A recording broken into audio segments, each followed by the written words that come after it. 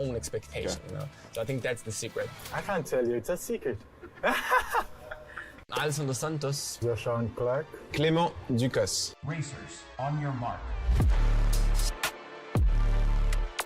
How do race the Flash? They say he's the fastest man in the world. He would have to beat me to be the fastest man in the world. I don't think he can beat me. There's so many that I would say, but I think I would do it with Sonic. The character is really funny. It's really, really nice and chill. So I think we can match the vibe and just go out for a run. Not really. I listen to a lot of songs. I don't have any special ones, but I'd say I listen to Afrobeats a lot. You know, I like to dance, I like to vibe. I kind of have a routine to warm up and every single thing. Like I start with something like something more chill, R&B, some hip hop, but like chill. And then when I get in closer to the race, get a little bit like heavier the music. And I have some rappers from Brazil that I really, really love them, like Jonga, Majora hit there. So those guys, like, they are always in my playlist, always in my playlist. I love Adele. I never stop. I always follow my dreams, so I'll tell my younger self, keep going, don't stop. I would say, like, don't be afraid. Actually, like, just go for it, you know? Fun, but actually, like, just go for it. You have, like, nothing to lose, you know, like, just go for it. I tell him to never give up. All right, ladies and gentlemen, here we are. Grand Slam, day one, Kingston, Jamaica. I'm pumped. We're about 15 minutes away from the official live stream on our end, and we're about 22 minutes or something like that away from the start of the race. It starts at 6:42 Eastern Time. My name's Andrew with Total Running Productions, and I am joined by Colin of Track World News. Colin, why don't you say hey to the people? Andrew, how you doing, man? Everyone that's tuned in, thank you for coming on out. Super excited for today. It's been a long time coming. A lot of hype for this meet. Thank you for allowing me to be a part of it. You know, I feel like this is part of history that we're getting started with. So can't complain. Yeah, it's great. This really is one of the most hyped preseason track meets I think ever. You know, the novelty is really interesting, but the names. I think we have, Michael Johnson put it out, more than 50% of the track medals from the Paris Olympics. This just does not happen. You do not get this many people together this early in the season competing. I mean, how do you even describe the hype right now? You nailed it. Like, this is, and I've been trying to go back in my head to see, like, because I was like, this can't be true. This can't be true. But this is the most hyped regular season track meet of all time. Like, there is no singular track meet ever that has had this much excitement and hype to it. Now, there have been other, like, have there been individual races that have been super exciting and people have looked forward to outside of a world championship? Sure. You know, you have 2021 Prefontaine Women's 100 with the return of Sha'Carri Richardson. You have Usain Bolt making his appearance at the Penn Relays back in the 2010s. Like, you've had, you know, I mean, even the Michael Johnson race versus Donovan Bailey back in the 90s, which was huge. But all of those were just the $1 million individual races. Yeah, exactly. And so it's no coincidence that Michael Johnson is involved in two of the biggest track meets in the history of the world outside of a world championship or a major championship. So very excited for this. Yeah, and let's give a shout out to the chat. We got some Kenyan flags going. I believe we got some Dominican Republic. Shout out to my lady Polino running the 400.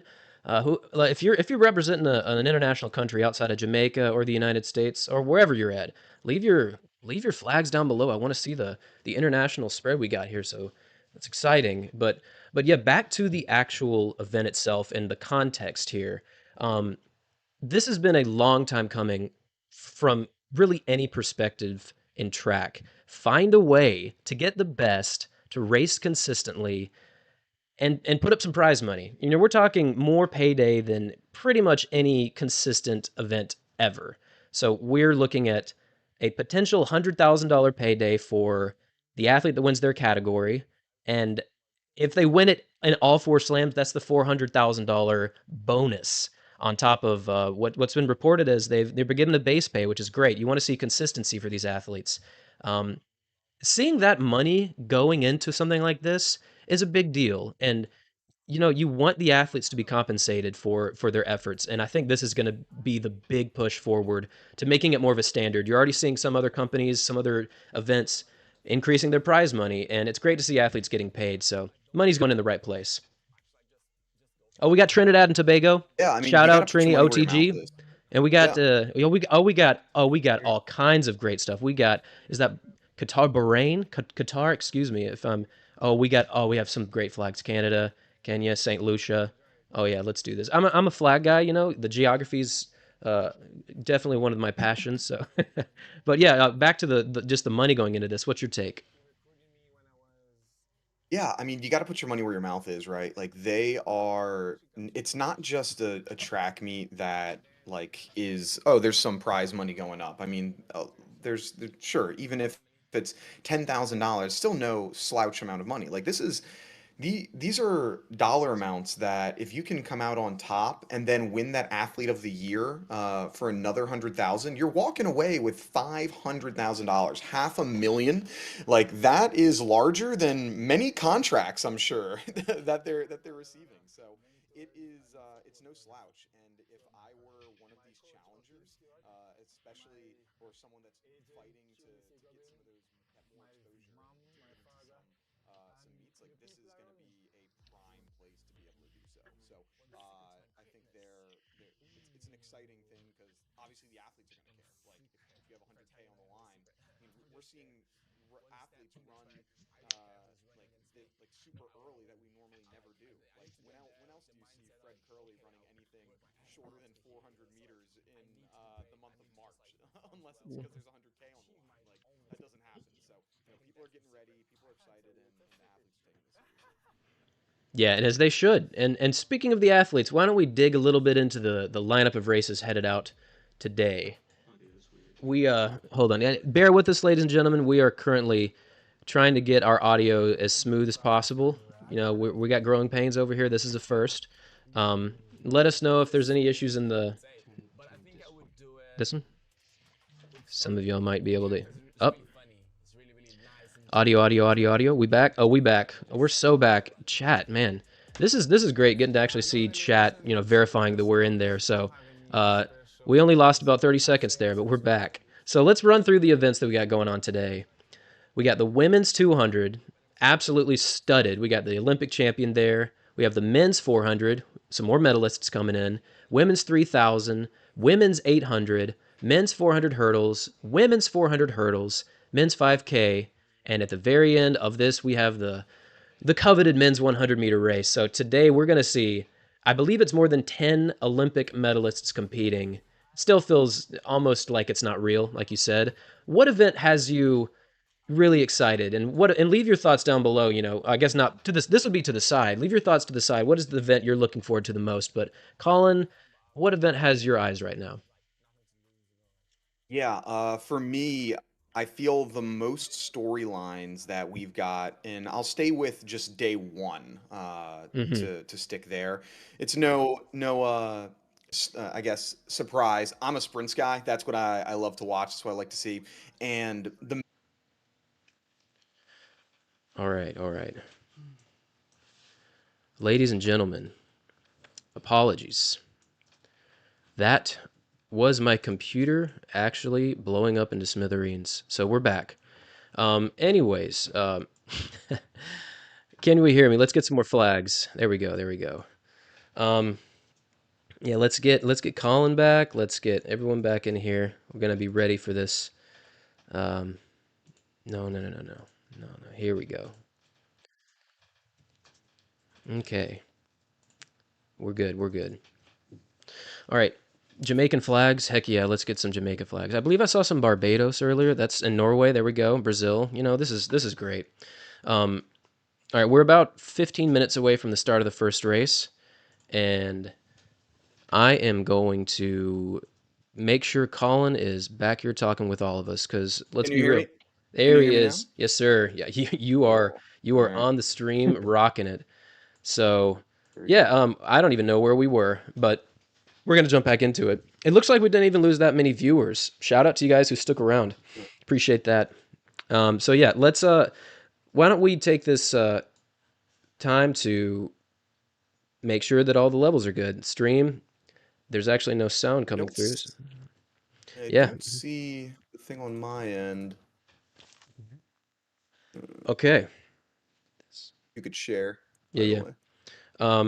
Yeah, I need to get that up. We're rocking this. Philippines shout out, Jamaica shout out.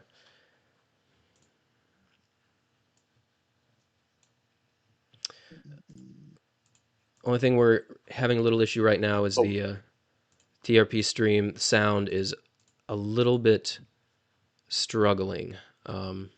Again, growing pains, everyone. Stick around. We're going to get this to work. Um, okay, so we were talking about the 100. And yes. yes, Yeah, so I why don't you was break like, I that think down? yeah, so I'll re-go over it since we had a little technical difficulties there. So the men's 100 easily for me is going to be the most exciting race that I'm looking forward to. I mean, we have NCAA champions, we have world champions, we have Olympic gold medalists, really everyone, national record holders in here as well. Really everyone in this field has a chance to be able to go out and win or go out and surprise someone. And so I think there's probably the most amount of parity in that event. There's definitely a few other groups I think that where there's a few people that could end up winning, but I don't think there's as much depth as there may be in that 100 where it truly is one out of these 8 people, really any of these 8 people that are going to end up winning. There's a few where might be a couple, but this one I think it's a little bit more wide open in my opinion. Yeah, totally agree. And you've got a bunch of different predictions online. They're putting odds on certain athletes, and it started off with Fred Curley having a little edge there, which makes sense. He is a world champion. He's running 9.76, which is absolutely flying. But you've got to look at the Jamaican contingent. We haven't talked about the fact when Jamaicans are running on home soil, they are very difficult to beat. Just take a look at what happened last year with Oblique Seville. He beat Noah Lyles, who went on to win the Olympics on home soil in the middle of the season. But also you've got Akeem Blake in there. I mean, these guys are fast, and they can throw down, and especially on home soil. I swear, like, you do not understand how difficult it is to beat Jamaican athletes on their home soil. So, yeah, and it looks like we are getting our volume back. So let's take a second and listen to some of the actual audio here, and we'll take a quick second. And we'll be back. Every athlete wants to be the best. I want to be legendary, actually. To compete against the greatest in the world. If I can beat the best in the world, that means I'm the best in the world. But opportunities have always been limited. Until now. Tonight, 96 of the fastest people on the planet are racing for their own individual reasons. To be a champion, to break records, that's what we all want to do. Their own pursuits. Wins can never be taken away from you. A little bit frozen there, but it's all right. We're gonna be getting back to this. We don't have any races live yet, but we're gonna get there. It's actually not frozen. We're just up high in the sky. It's just far away. Yeah, we got it exactly. We're just hearing some cool audio in the meantime. So, first event, women's 200. Let's take a look at this awesome lineup. Let's get a little more specific with this specific event. Who do you think's the favorite for this women's 200? Yeah, for me, I mean, it seems pretty obvious, pretty easy, cut and dry. Gabby Thomas should be coming along with this victory. She's got well and above the best PR in the area. I mean, Dean Asher-Smith is a little bit on her tail. I mean, she's coming in with a personal best of 21.6. Dina Asher-Smith 21.88. She did that back in 2019. So it's been, 6 years now? And Gabby Thomas had hers just about 2 seasons ago at USA. So I think right now she's in the most dominant form.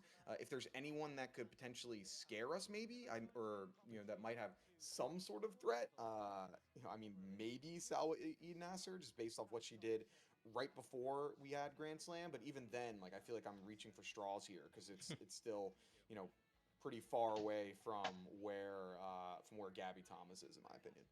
Yeah, I mean, Gabby's the 200 Olympic champ. Hard to beat that. But then again, early season, it's a lot more open, I feel like. And you mentioned Dina Asher-Smith. Definitely was on top form in 2019, world champion in the Doha World Champs. But she was 4th in last year's Olympic final. 22.22, only 0.02 seconds behind a medal, which was from Brittany Brown. And, I mean, I feel like she could really. She's consistent. She's brutally consistent. I feel like she can get out and perform well when she wants. And I think Gabby has to be the favorite. She just ran a killer second leg in the Texas relays, which was recorded at sub 10, which again she had a running start. And many people will be quick to tell you that relay splits are not to be trusted, which fair point. But seeing that at all is a pretty crazy number to be reaching under any circumstance. So I am very optimistic at Gabby's chances. And let's not forget, these people are running for a lot of money. It's a very powerful pull. And, they're training for this moment. But if Salwa Nasser can pull off what she did, this is a week ago at the Dominican Republic, where she went sub 49 in the 400, followed up by a 200 in, 22.4? That's brutal. Yeah, I mean, I think that we've got she'll have a chance to be in there. It's still going to be difficult. Dina Asher Smith, I guess people when you're talking about consistency, you mentioned this. People forget, and myself as one of them, of just how long she has been this dominant. I mean, she came in 5th in 2016 at the Olympics, so she's been doing this for nearly a decade now, and she's still only 29 years old. Like, how many other runners that do we have here in the sprint space that have been doing this since 2016? Like, that is pretty incredible, pretty insane, and so I think you have to take that into consideration of how well she could do here. And speaking of the runners, here they are. Go. Let's It's do real. this. It's happening. I know. And the sweltering Jamaican heat. This is great conditions for sprinting. You got hot, and there is the wind. It looks like they're going to have a tailwind, which it might be gusting, it might change, it might be different, but I mean, we could legitimately see some very quick times aided with a little tailwind.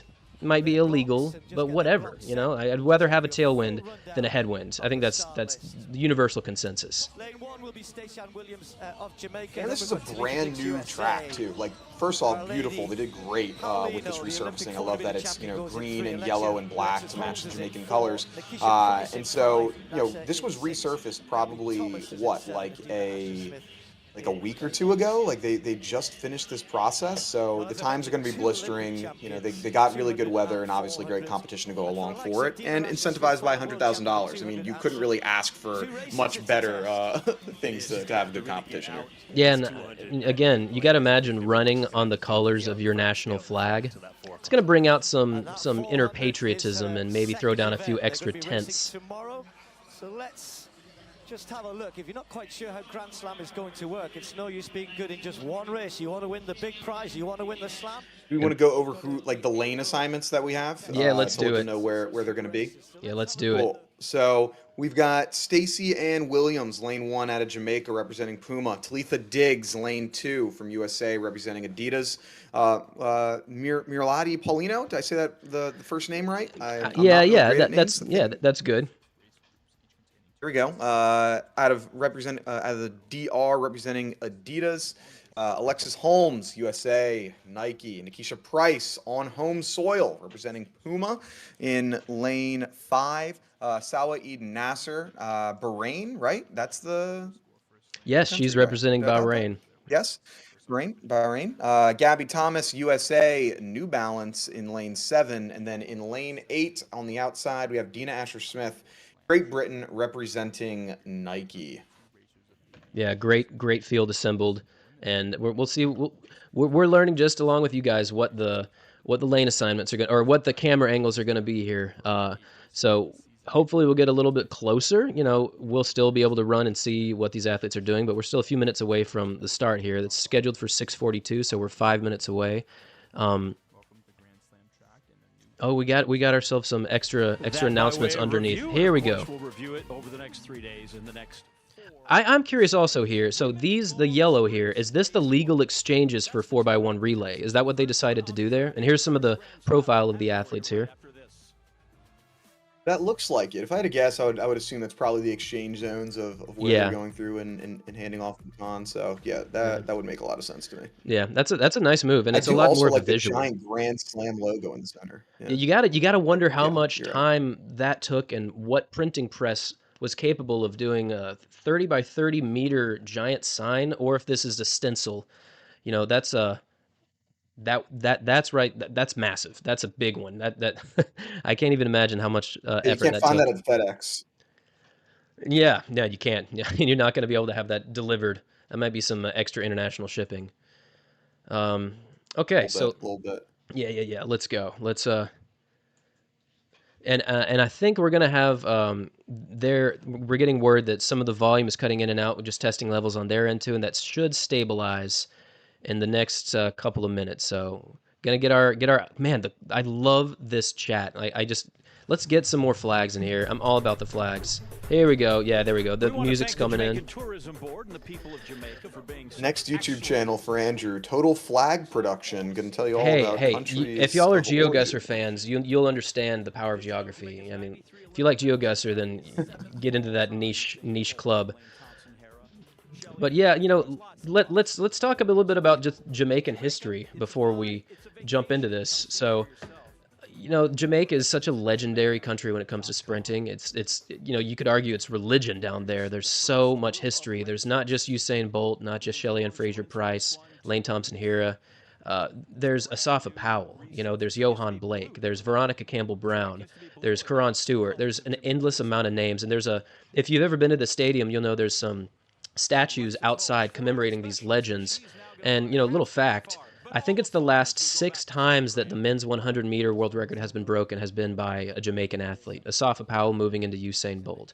So I just got word that the Grand Slam track logo in the middle is printed on, like, crazy, like, a billion 5x5 sheets of cloth, which may or may not be true. I might be being trolled. But either way, it's impressive. So I'll get off the poster right now, but...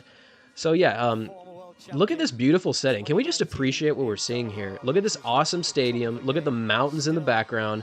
This iconic location. Man, I'm pumped. I'm thinking that there's going to be some adrenaline bringing some good times here. Yeah, I mean, I'd be willing to perform top of the line right here as well. I mean, they've got, like you said, great setting, great competition, a lot of money on the line, and so this is got all what should be of a great competition, and something that I've loved that Michael Johnson, Grand Slam track, and what they've really tried to put to the forefront here is the competition of who's actually going to win, who's going to lose. And so I know Michael Johnson has talked a lot about, yeah, world records are great, you know, American records are great, but like the competition of who wins, who loses, like that's where you know, where the excitement can be, and how you can keep this track and field thing just continuing to go. And so yeah, like I'm looking forward to seeing many of these same women competing, you know, 4 times, well, I guess 8 times over the course of the next few months here. Yeah, it's great to have consistency. How many times have you wanted to watch someone race and you don't know if they're going to race more than 2 times in a season? You just don't know. But, you know, we're closing in on this race. We're a minute or 2 away, and so we'll get these athletes lined up and get them going. And, you know, let's do an over-under here. For the women's 200 early season. What do you think? Over under 22.2. Where do you think we're at? Well, first, everyone put in the chat what you think they're going to Let's get run. some predictions we'll see if anyone here. can get it exactly To the 100th. Get it exactly on the books. Yeah.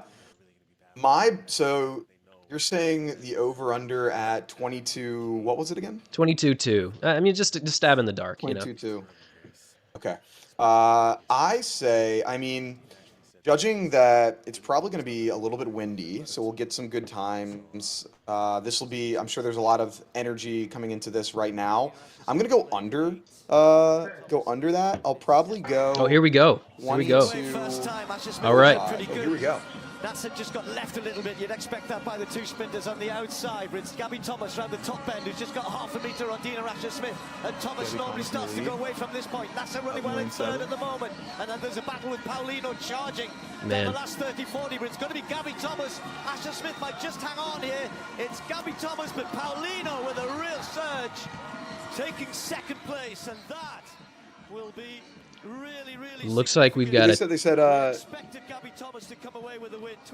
Gabby with the win. In these conditions, that's pretty swift. That's pretty Dina, they say Dina Asher-Smith second. Yeah, we're gonna need to get some live. There we go. Paulino in second, Dean Asher-Smith third, Nasser in fourth, and Talitha Diggs in fifth. You know, let's just be real. Early season, first real big international race. We're looking at a challenging task on a brand new circuit. 22.6, definitely competitive, and you know, Gabby winning, no surprise. Olympic champion showing up to win her primary event. So shout out to Gabby, and a good race overall. We'll look for. I put some links up above. I'm actually not sure if there's live results there. But when we get those live results, yeah, there are live results. So if you click the link and you go up and click live results, you can see the first race. So you've got Gabby in first.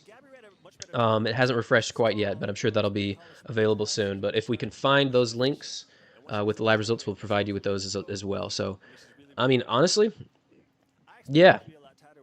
Let's address the angle here. We unfortunately had no say in which camera angle is available here. We'll try to get you some closer camera angles towards the athletes as they round the bend. That'd be very helpful. But we are getting to see this streamed live, so this is super exciting and a solid first race. Yeah, good win for Gabby. I mean, starting things off, she now has a lot more confidence going into it for the 400. Are they racing tomorrow, or do they get a day in between? I think it's right after, correct? Good question. I'm not mistaken. I believe it is tomorrow that she's running. So if I'm her, I'm feeling probably pretty good about going into it. So yeah, no, that was a great starting performance from her, I would say. Yeah, very respectable. Hopefully we're talking with seeing if we can't get some extra camera angles. They're available, but yeah, we're moving into the next race here, and men's 400. Want to give us some? What do you think? What do you got for the men's 4? What's your prediction? Well, I guess we should probably say who's actually in the that's going to be in the heat, right? That'll make a lot of sense. Yeah, I had the 200. Do you want to go over these people? Yeah, give me just a second. My extra monitor completely stopped working, so I'm taking a second to find the full list here. Give me just a second. Why don't you run through the first few, and I'll give my take on it once I get it back up. Yeah. So first people that we have in the men's 400. Keep in mind they're going to be doing the 400 today, 200 tomorrow. DeAndre Watkins out of Jamaica representing Puma. Zandrian Barnes out of Jamaica. Sorry, I'm not the best with names. Doing my best here. Out of Jamaica representing Adidas. OG, the Unk himself, Vernon Norwood, USA, absolute legend, representing New Balance. Gotta love him. And you have Jareem the Dream Richards out of Trinidad and Tobago, representing Adidas. Then this is where I get tested when it comes to name pronunciation. Muzala Sam Kukanga out of Zambia, representing Adidas. I think we got pretty dang close to that. Matthew Sounded good. Smith, Great Britain. Sounded good. I'm sure there's definitely a lot of people that were like, that wasn't even close, which touche. Representing Puma for Matthew Smith. Christopher Bailey out of USA, indoor world champion in lane 7. And then representative out of that that was on that 400, Busang Colleen Kepnat Shibi. That is definitely butchered, but you're taking ownership of it. That's what you can do. Take ownership. Oh, yeah. There's no, I mean, trying to pronounce it and just failing is one thing, but hey, it's one thing to say you don't know, which is fine. That's good. I'm excited about this one. The men's 400 is one of those events that I've always been interested in because it tests that endurance sprinting. You know, you've got your masters of this event, which coincidentally, you could argue Michael Johnson is the actual GOAT of the men's 400 in his career. The man went under 44 seconds for, I believe it was 9 or 10 or 11 straight seasons. That's some madness. He knows a thing or two about the 400, and I'm sure he's excited to watch this. But yeah, I'm excited to see what Vernon Norwood does. I got to talk with him in Boston, and he's kind of like that mature older brother that you talk to and go to for guidance. And he's guided Quincy Wilson on his trek to become a junior sprinting legend. He was a part of that epic men's 4x4 team in Paris when they ran the second fastest time ever. The man's a beast, and you know he's knocking on that 44-second barrier for the 400. I'm not sure we'll see it here today, but hopefully, you know, maybe that women's 200 is just a teaser. You know, they're kind of stretching out the legs, getting used to the track. Maybe we'll start to see some of that speed come out now. Yeah, no, it's something that I mean, I'm a huge fan of Vernon Norwood, like you mentioned. Like that is, he's a guy, funny dude, easily one of the funniest guys on Twitter. If you're not following Vernon Norwood, you got to go through and do that. I mean, one of the names that I have my biggest eyes on right here, though, is Jareem the Dream Richards.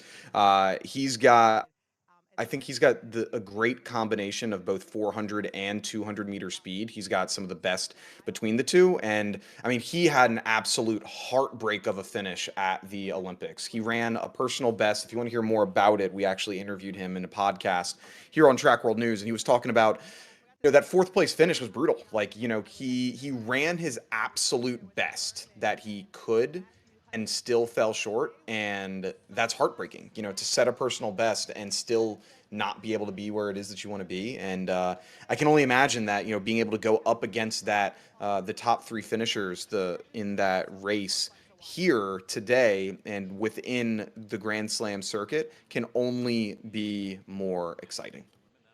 Yeah. Yeah, again, I wanted to reiterate, you know, we're getting a lot of messages in the chat. We're seeing if we can get a different camera angle because it is very hard to see the athletes running from this distance. It's not I couldn't even really tell who was actually working, and asking if we can't, you know, get a little bit closer on there because it would greatly enhance our ability to not only see but break down the races. So yeah, I understand, Cube Beast. We will hopefully get a little bit extra here. I just talked to one of our media guys, so stay tuned. You know, we still have a few minutes before the next race. But yeah, I think that for today, this is as many people probably will tell you, this is definitely we're working on getting everything as good as possible. And I think from what I've gathered, all of Grand Slam's goal is to reach the biggest audience possible. And I would imagine we'll be able to make some changes to enhance your viewer experience. So just wanted to throw that out there. Stay tuned. And let's talk men's 400. Last year's Olympic final, Matthew Hudson-Smith there finished second behind Quincy Hall by, I believe it was just by 0.04 seconds. I believe it was 4, if not 5 people broke 44 in that final. Crazy, just unbelievable depth that we saw there. And we're getting last year's silver medalist. We're getting Jareem Richards, last year's 4th place finisher in the Olympic final, the world indoor champion this year, Chris Bailey. I'm excited. This is another beastly depth of a race. So who you think is going to take this? I kind of feel like Matthew Hudson-Smith definitely peaks towards the end of the seasons, but he might come out blazing. People are looking for money. Yeah, what I'm looking for right now is like who's probably the most warm at this exact moment in time. And for me, I'm thinking Christopher Bailey right here, man. I mean, the dude's coming off of a indoor world championship in both the open as well as the 4x4 event. I mean, he had the second fastest time in the world indoors, USA champion. I mean, and keep in mind, he was in that final as well. Someone that a lot of people overlooked, myself included. I mean, he's a slower to start individual. He's definitely mentioned that a few times of like, hey, he needs to work on that start there, but I think that he finishes stronger than anyone in this field, and you know, he's ranked 6th in the world right now. So I think he's got a chance to do something special, especially since he's had that indoor season. His legs have been moving, where a lot of these guys have had one race or no races under their belt so far. Yeah, he's definitely coming in as one of the warmest, if not the warmest. You're talking about a very smooth power 400 runner. I remember seeing him really come on the circuit. He looks like he's gliding. When he's running, he's just such a smooth operator. And, he ran 44.7 indoors. That's probably the equivalent of around 44.1, 44.2 come the outdoor circuit. So, we'll see what he puts together here. We could see something super impressive if he puts it all together. But, it's just bear with us 1 second here. We're having some lag audio issues. Give me a second.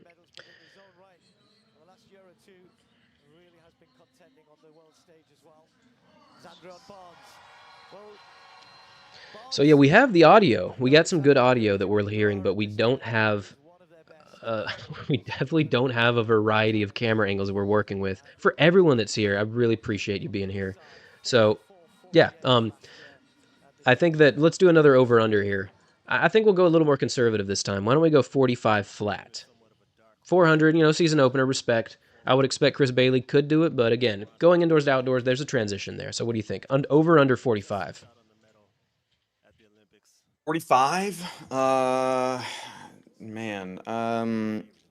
I'd say like 45 flat. I'd say a little bit under. I think that will maybe like a 44.91 you might see. Something All like right. that. Respect, yeah. What about you? Yeah, I'm kind of feeling upper 40, 44 second barrier area. Okay, it sounds like they're getting in their blocks. Again, we're having... Okay, so they're off. Let's see if we... Oh, here we go. Excellent. Now, okay, that's so much better.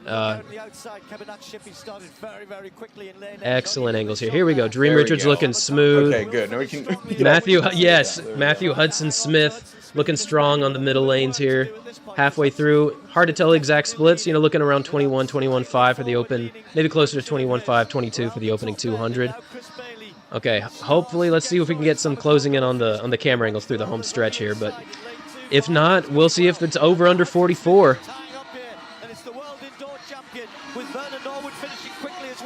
It's going to be Chris Bailey. So they said Vernon Norwood closing quickly?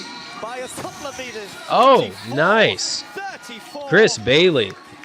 Welcome to Jamaica. Oh, there we go. That's Chris solid. Bailey. Yes, sir. Oh, that is. I think that's maybe why Matt Hudson is probably thinking, I wasn't expecting to go that quick. Like that's where the guy that's coming in the most ready. He had the whole indoor season under his belt. Like that's exactly what I expected from him. You need to come out and perform, and he's also a guy that's he's looking for a shoe contract, man. Like he's still trying to get that deal, and so I'm sure being that indoor world champion, being 6th at the Olympics, then now coming through with your first ever Grand Slam victory here, like that's what's going to be super helpful for him to take those next steps. Yeah, that's moving. 44.3 for a season opener outdoors. I mean, I know he's had an indoor season, but you're talking he's right on pace to go sub 44 this year. I feel like there's no stopping him if he can keep up this momentum. So, sometimes the indoor season can sort of break the legs. I said 40. I think 44.34. Said 44.34. Okay, 44.34. That's fantastic. Yeah, Matthew Hudson-Smith, 44.6. Very respectable for this early in the season. I feel like you gotta think that I'm pretty sure this is his season opener as well. Let's check on that. It is. Yeah, so that's really fast. It is his season opener. You're looking at someone that's capable of breaking more than a second off of a season opener by the end of the year. And I mean, last year 43.44, British record, probably still pretty upset from finishing second in the Olympics after Quincy Hall just endurance beasted his way to the gold medal. A very impressive run in last year's Olympic final. But yeah, that's a season opener. He ran a 4x4, or actually he ran a part of the sprint medley on March 28th. So, I mean, honestly, that was a solid race. That was fast. And yes, 400 meters are always wind legal because there's, They run a full circle, so it's not one direction, so it would be wind legal under any circumstance. I officially have a chat open now. I can fully lock in. And, let's look at some of these point systems here for each of the events. So this is the 400-200 club. You got the 12 points for winning first, and if you get first in both events, you get 24 points. You become the winner. You win $100,000. Pretty solid. But if you place first and then 8th, you probably won't take the win. So you do need to be able to straddle those two events. It's actually a really, really interesting, racing model. And you got to think that those versatile sprinters are going to come out on top more often than not. Yeah, that's why I think Jareem is going to be in a really good position where he's one of those people that is, really good over not only the 200 but the 400 as well. So I think he should be someone that is a force to be reckoned with. And I know Andrew and everyone here, I do unfortunately have to get going today. I will be able to join the stream in its full entirety tomorrow and on Sunday. But thank you for having me once again, Andrew. I'm super excited. I had some unfortunate prior commitments, but excited to see the rest of this track, track meet as we continue here. Totally get it. Appreciate it. Appreciate your insights, and we'll see you over the weekend. Have a good rest of the evening. And for everyone else here, if you enjoy Colin jumping in, let him know. We'll see him over the weekend. See you all. Have a good one. Bye. Adios. All right, now we can lock in. We're reaching out about some camera angles, and I do think we're getting a few extras here. We're going to get some overshots of the athletes as they run. We do have drone footage, I'm being told, and we do have, I believe it's the dolly systems on the side. So, I mean, this Kingston Stadium is equipped to, compete with the best of them as far as footage goes. So, we'll see how much we can get. But up next, let's see what's coming up next. We have... Oh, well, Matthew is being interviewed, I believe, but I'll turn that up for you guys so we can all hear it. And tomorrow is the word, because you've really put the cat amongst the pigeons here. What's your 200 like? Do you feel confident? I feel really confident. My excitement for this event is high. It's been 6 years since I've ran a 200, so I'm really looking forward to it. Do we think you could potentially be our first ever Grand Slam track race winner or in fact Grand Slam champion in this event tomorrow and pick up an awful lot of money? Who knows? We'll see after tomorrow. All the very best of luck tomorrow. Thank you so much. Thank you. Numbers. So challenge. Real quick, 6 years since his last 200. 6 years. So I asked him if he was doing any speed work and training. He said he has. So hopefully that will pay off for him. He's just got to remember to stop. You get to 200, you can shut her down. Next race on the track, women's long distance race 1 is the women's 3,000. Matthew Sindri, we're in your area now, brother. Take it away. You've been waiting patiently. Finally, you know how hard it is to stay quiet over here? I know, you don't like to stay quiet.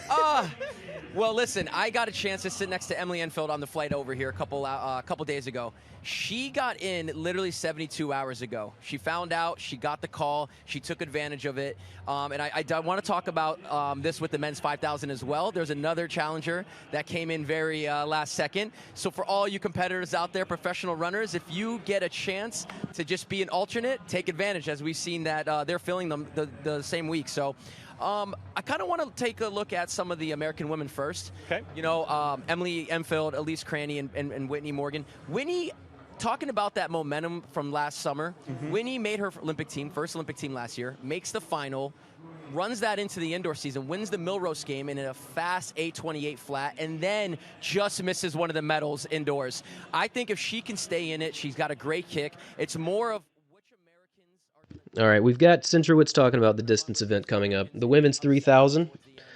We've got an amazing field here. We've got some killer Olympic medalists, and we've got some Emily Enfield's going to be there. Elise Cranny, she just won the 10 sub 31 again. But we also have Agnes Ngedic, and if you remember, she ran a 28:40 on the 10K for the roads. That's just crazy fast. I still can't believe it. That's one of those races and times you look at and you're like, that can't be real, but it was. And I am getting more. I know we've talked about this, but we're getting word that we're going to have some more camera angles coming in.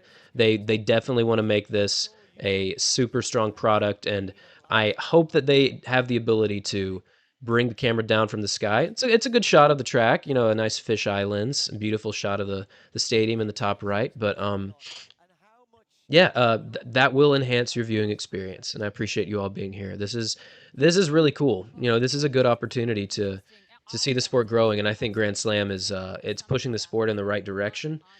Yeah, so I'm excited. Let's just stay patient here and stay engaged, and yeah, we'll be we'll be looking for more angles. So you just hang tight, all right? Appreciate it, Rev. Appreciate the kind words. Warms the soul.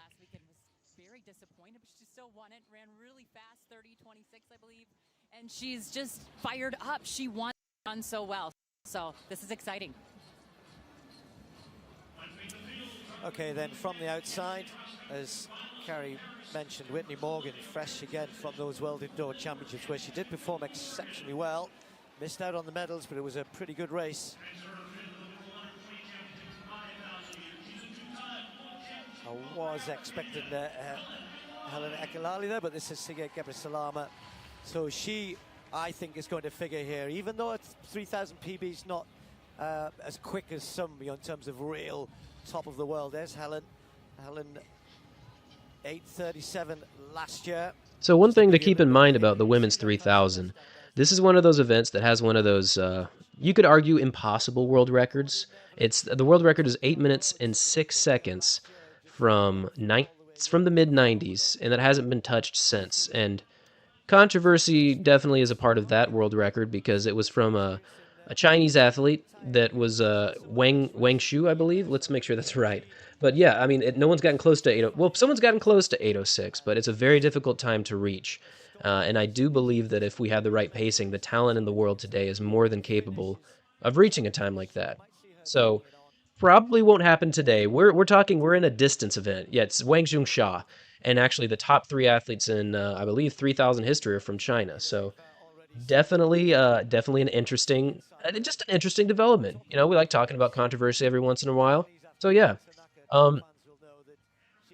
So here in the 3,000, we're talking a distance event. If it's hot, humid, you're going to struggle to run super quick. So these personal bests are probably not going to be eclipsed. It is possible, but yeah, we'll probably not be approaching anything close to a world record, maybe personal records. I do think an 8:30, 8:35 mark is very realistic. I wonder what the exact temperature is in Jamaica right now. We're talking got to be in the 80s. Well, let's take a look here.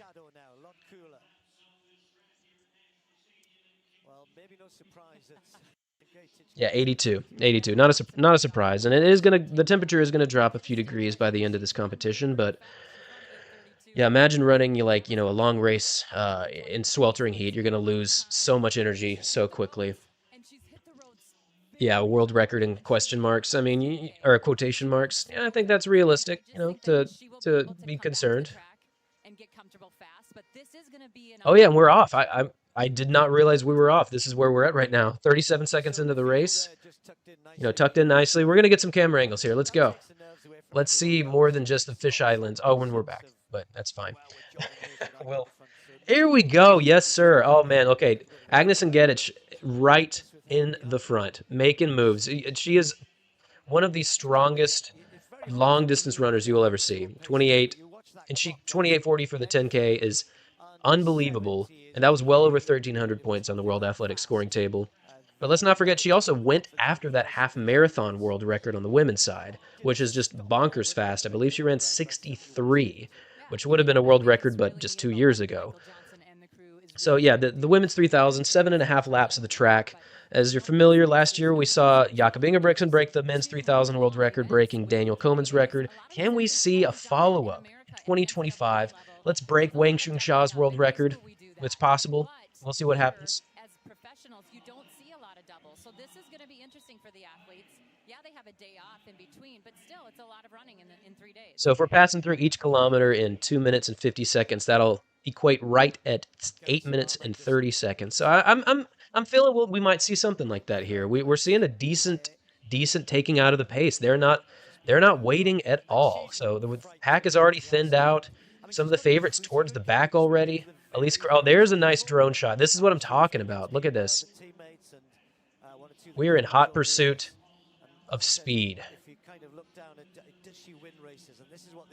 I don't know if any of you are familiar with this kind of distance running as much as a lot of distance fans, but these athletes, these women would destroy 99.9% of very good men.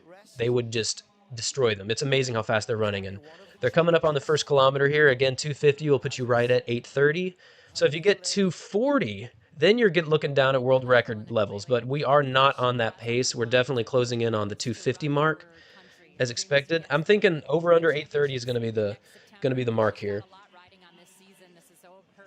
And it looks like we're very close to that 250 mark right at the first kilometer. I mean, that's moving. That's Kipchoge world record marathon pace. That's Kelvin Kiptum world record marathon pace. So, we're talking no slouches here. And we're seeing some separation just 3 minutes in here. We got the front four, we got and the back four are separated. And let's be honest here.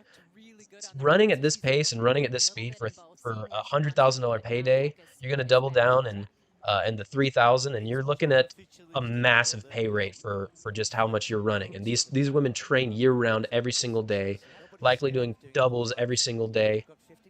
What they go through is brutal, and so they're putting it on display here. But it looks like we're actually having some gaps being closed here, so there's no longer a gap between the first group and the second. So I figured they were gone, but they're coming in now. Does drafting really make a difference?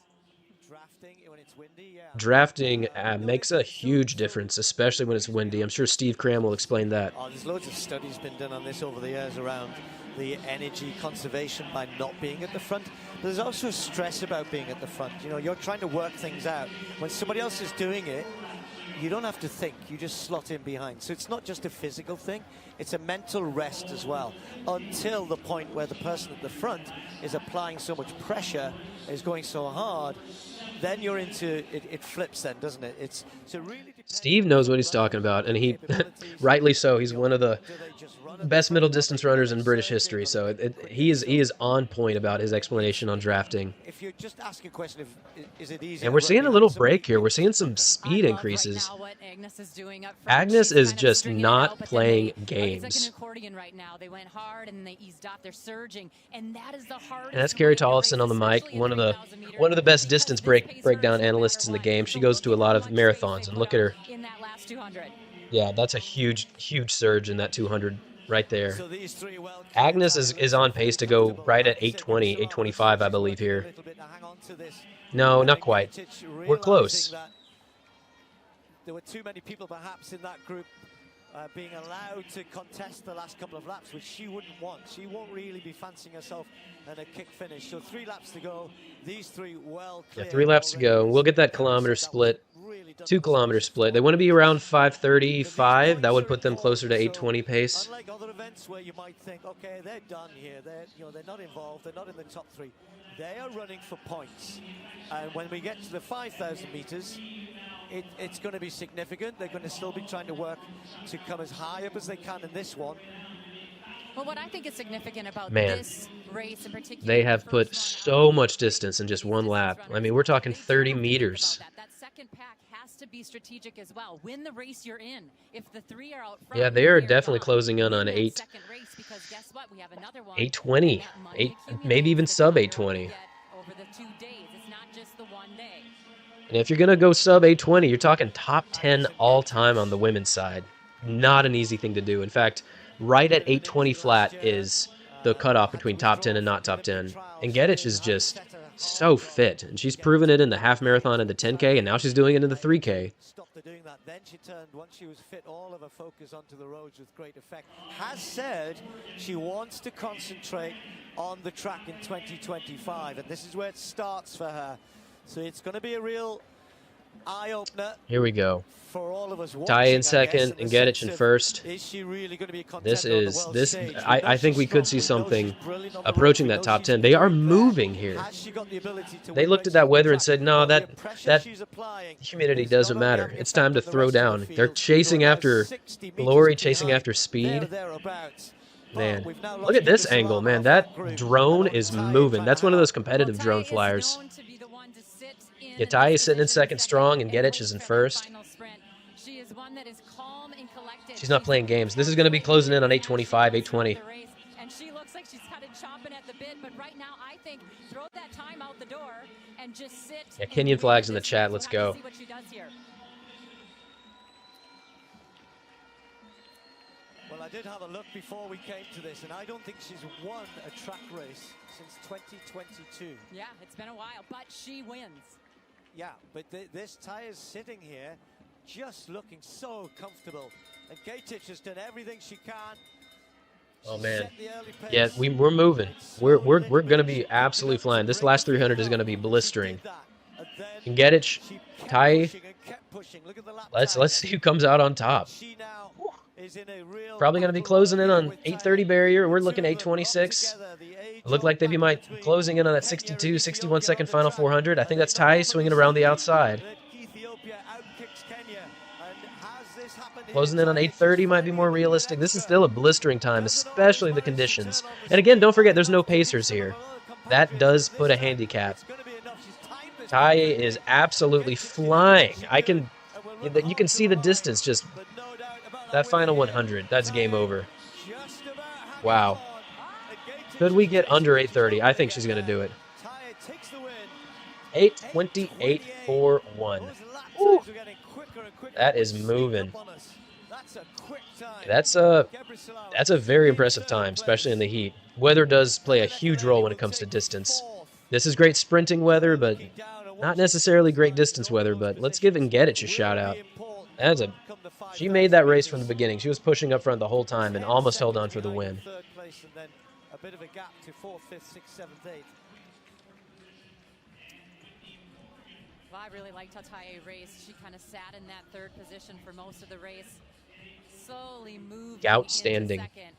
But watch this here. I saw hopefully Gout will jump into to one of the slams as a challenger later in the year. I think that would be fantastic. Gout jumping in the chat.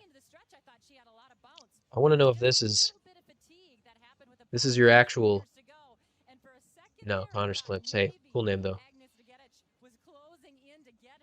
Hey, we're working on the camera angles again. I'm in touch with the media guys, so stay tuned. If it doesn't come today, hopefully it'll come over this weekend, and we can get some. I mean, we already saw more than we saw the opening race, so they are making improvements, and this is an entire work in progress. This stream is available by the grace of Grand Slam Track and NBC. So this is going to get better. We're going to iron out every single issue that's going on. Appreciate all you guys being here. Y'all are absolute legends. And that was a great 3K. I mean, I'm enjoying watching this. This is actual, like, really impressive speed for a hot, humid day in Jamaica. Jamaica is not the prime location for distance events, but they still brought it out. 8:28. Very, very quick start to our long distance slam. 5,000 meters, as I mentioned, will be on Sunday. So go away, rest, recover, and then they'll be back for more the longer distance over 12.5 laps. Fastest ever time in Jamaica for that 3,000 meters. All right, fastest ever time. That's cool. All right, Matthew Centrowitz, I'll handle the stats. 8:28 world leader. You handle the feel and the what happens. Look, Taya came in with the fastest 3K. So up next is the women's 800. And this is really an exciting event because we got the world champ, Mary Mora. We've got Jessica Hull, Dangerous, Natalia Gould-Toppin from Adidas, representing Jamaica on home soil, running some solid times here. We got Nikki Hiltz, Lululemon. We've got Sage Herta-Klecker. We have a stacked field, and I think this one we can realistically say, are we going over or under 2 minutes? Over under 2 minutes in the 800 is, that's world class. We're flying. I think this is a good track, showing its speed. A good event, not too long in order to really drain the energy with the heat and humidity. But look at this flyover. Look at this. Very impressed. Yeah, I mean, look at Here we go. Let's see some of the athletes coming in. Americans haven't even run that fast ever, and they came out here with this win, fresh off the plane, race 1. I'm pretty impressed. And again, a lot of these girls, 3 of them haven't even touched the track. They're now running on the roads to come out here and run that fast. I'm looking forward to a nice, fast 5K on Sunday. All right, short distance will be next on the track. That's going to feed Jessica Hull. She obviously a great Olympics. So you come back here frequently. You were here till you were 12 before you went to the U.S. So when I'm here and I go to the vending machine, I'm like, what is in there? What can I get? A regular potato? Like, what should I be eating? You should be eating Jamaican banana chips. Okay. You got to get some tambourine ball. You want to make sure you get a ting to drink, Okay. a grape soda. I mean, when you come to Jamaica, you want to make sure you eat all the food. Like, that is the highlights. All right, we'll see. Now that's how you lay it out. We'll see what happened when Jess Hull took the, the snack challenge here in Jamaica.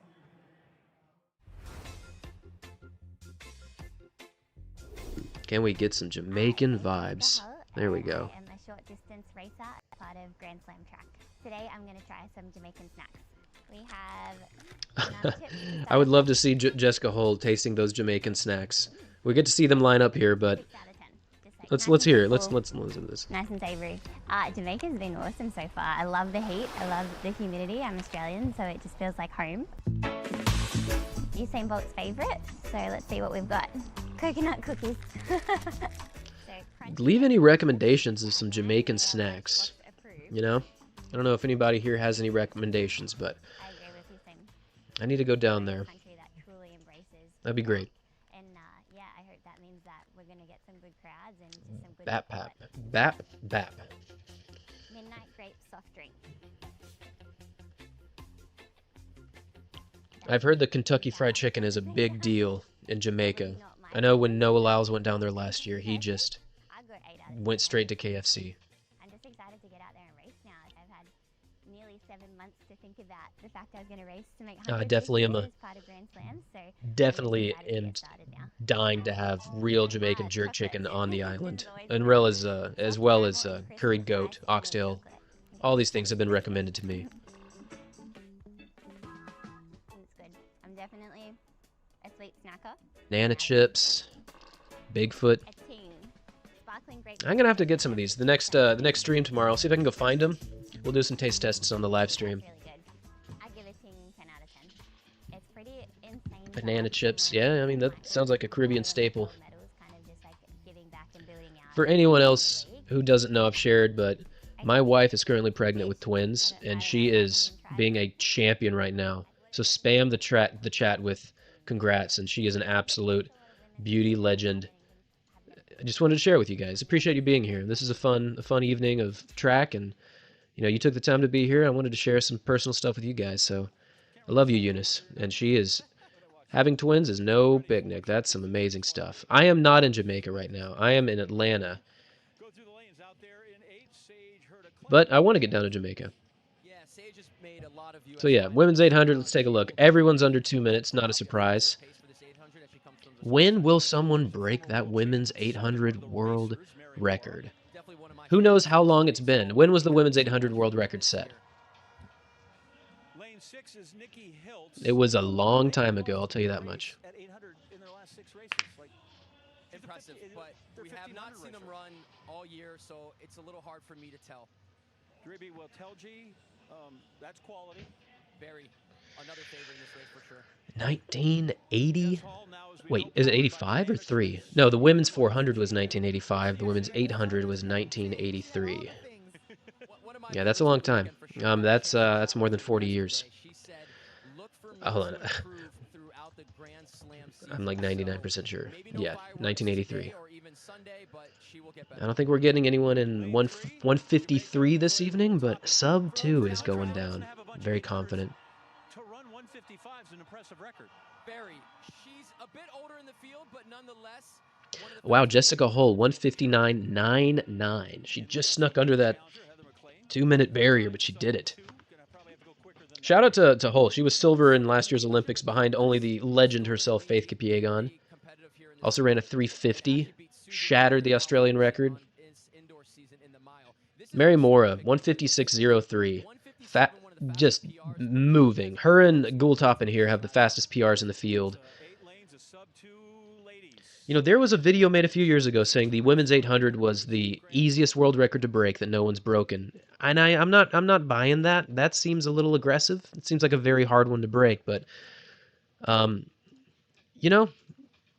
maybe one day we'll see that go down in the next couple of years. We've got some talent coming from all over the place, and Grand Slam's enhancing the speed. And you can see the evening is coming upon the track here. We have the lights coming out. Oh, and the race is underway. Women's 800. Let's go. I'm calling 158.9. Just seems right. All right, good camera angle. Feeling Oh, I was feeling optimistic. I mean, we're staying through to the end. We're staying true to the stream. The OGs are staying here.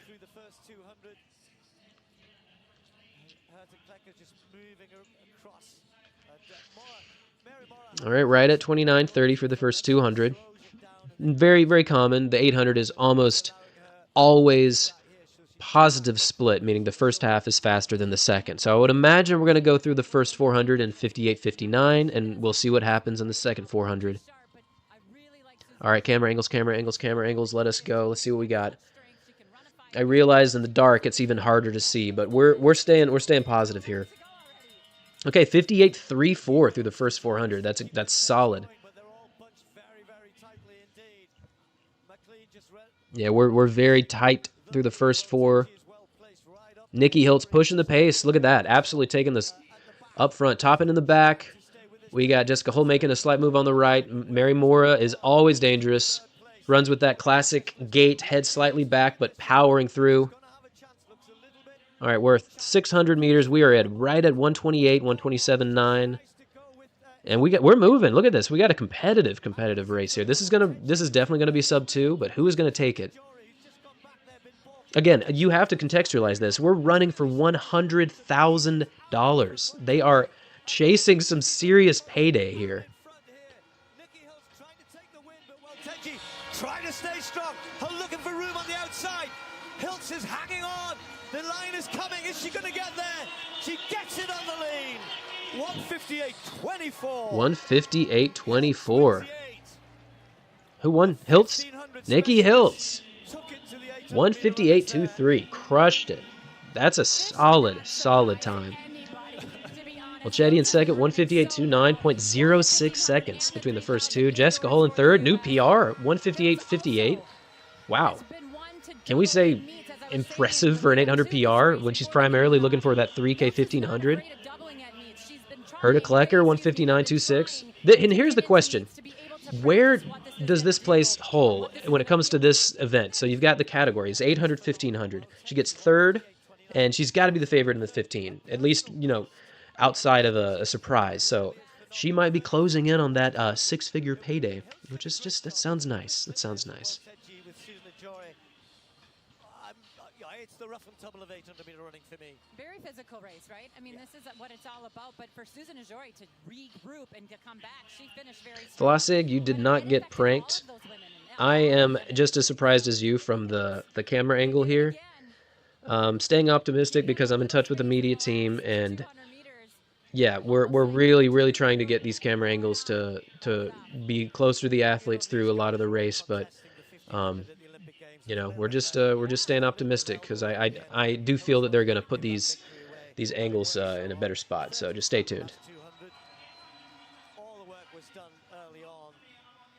When you're in front and you control it, if you stay strong like that, it's So really hard for people to get past. Wilson, I personally have no say in the camera angle location.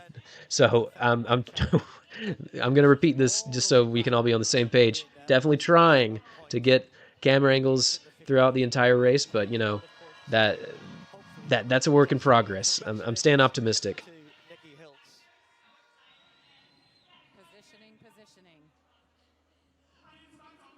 There are some drones that they've showcased, so using that through the race will be very helpful. So here's the full results. Hilton first, 12 points. Teji in second, 8 points. Jessica Hull, Herta Klecker, Ajori, Natalia Gultopin, Heather McLean, and Mary Moore, which is a little surprising. Mary Moore has got some very impressive races in her history, 156 PR, but it's early. It's early in the season. So we'll see what happens as this year progresses. So no, I'm not the only one with permission to live stream this. They have it to a few other people. Jumpman is currently streaming it. He has the same angles as me. We're working with the media team, with Grand Slam and NBC to see what we can do. Charles Wilson, I don't know what Bitcoin you have, but send me an email. Often, and for her to go out here and execute the way she did, you saw they fought at the end there to get across the finish line first. And Yeah, GT. Unfortunately, that's true. I don't have the ability to really see that well. I'm seeing what you guys are seeing. I wasn't a part of the decision to set up the camera angles at a certain spot, but yeah. 0.06 of a second, 4-point difference. That's big going into the 1500 race. Good look at Jackson Paulin, I appreciate you. That's the kind of optimism we need. And up next, we have the men's 400 hurdles. And there he is, the man, the myth, the legend, Alison Dos Santos, currently standing at 9 feet, 10 inches. Just kidding, he's 6'7", which is also crazy tall. There's CJ Allen. Shout out to Jimmy High Roller. If you're watching, best friend is in the world ranks. CJ Allen's one of those consistent legends who's basically a medical doctor who still somehow finds time to be a competitive athlete. But yeah, Dos Santos it might actually be the tallest athlete in track and field right now, and he's not a high jumper. We're looking at a very good 400 hurdler, world champion from 2022 in Eugene, ranked 3rd fastest all time, only behind Rai Benjamin and Karsten Vorholm. So yeah, that's a good idea. Let's do some polls, shall we? Start a poll. Men's 400 hurdles.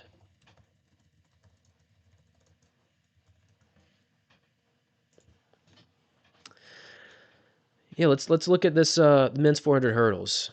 I feel like Alison Dos Santos is gonna be pushing well under 49, but we're talking conservative estimates for season openers, and I'm pretty confident when the music breaks, when there's no sound coming through, that's because NBC is on a commercial break. So that's when we get some time to just vibe out, you know, make some predictions, make some moves. BTG.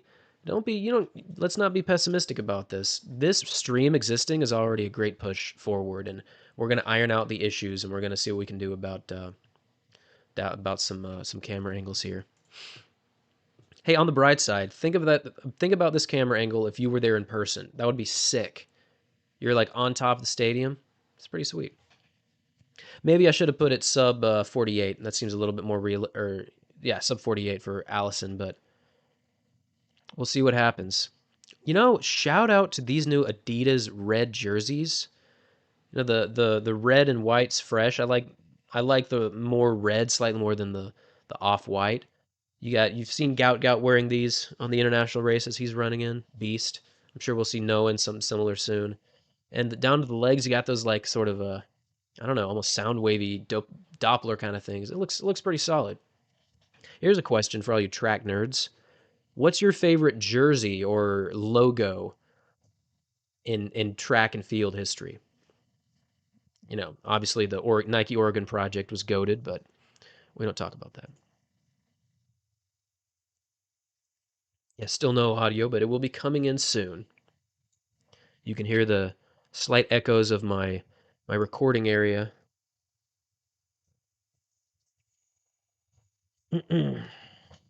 This is the 400-meter hurdles, Matt G running. You got to think Dos Santos is the favorite. In fact, he is.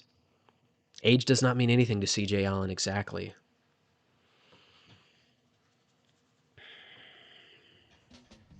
There we go, we're back. The band Rising Suns started to perform before the races began today. Caleb Dean crushed it when he was at Texas Tech. Part of that really strong sprinting contingent. He and Terrence Jones, who he is in the 400, or in the 400, he's in the 100 as well later this evening. And if you bet on Terrence Jones, put down $5, you could be returning back some serious cash.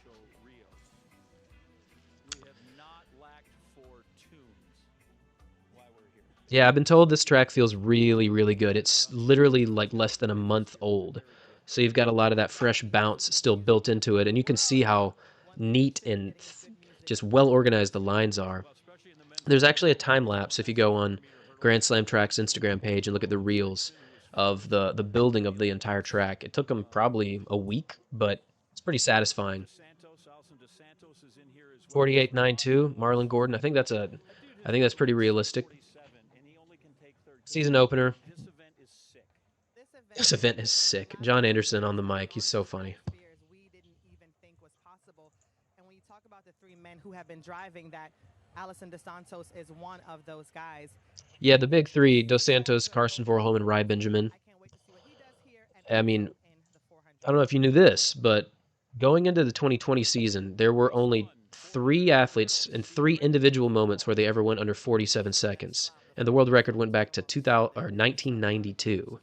And if you look at the men's 400 hurdles now, I believe there's more than 25 sub 47 times, all from 3 athletes. It's just absurd how successful Vorholm, Rai Benjamin, and Dos Santos have been. I'm going to verify that number.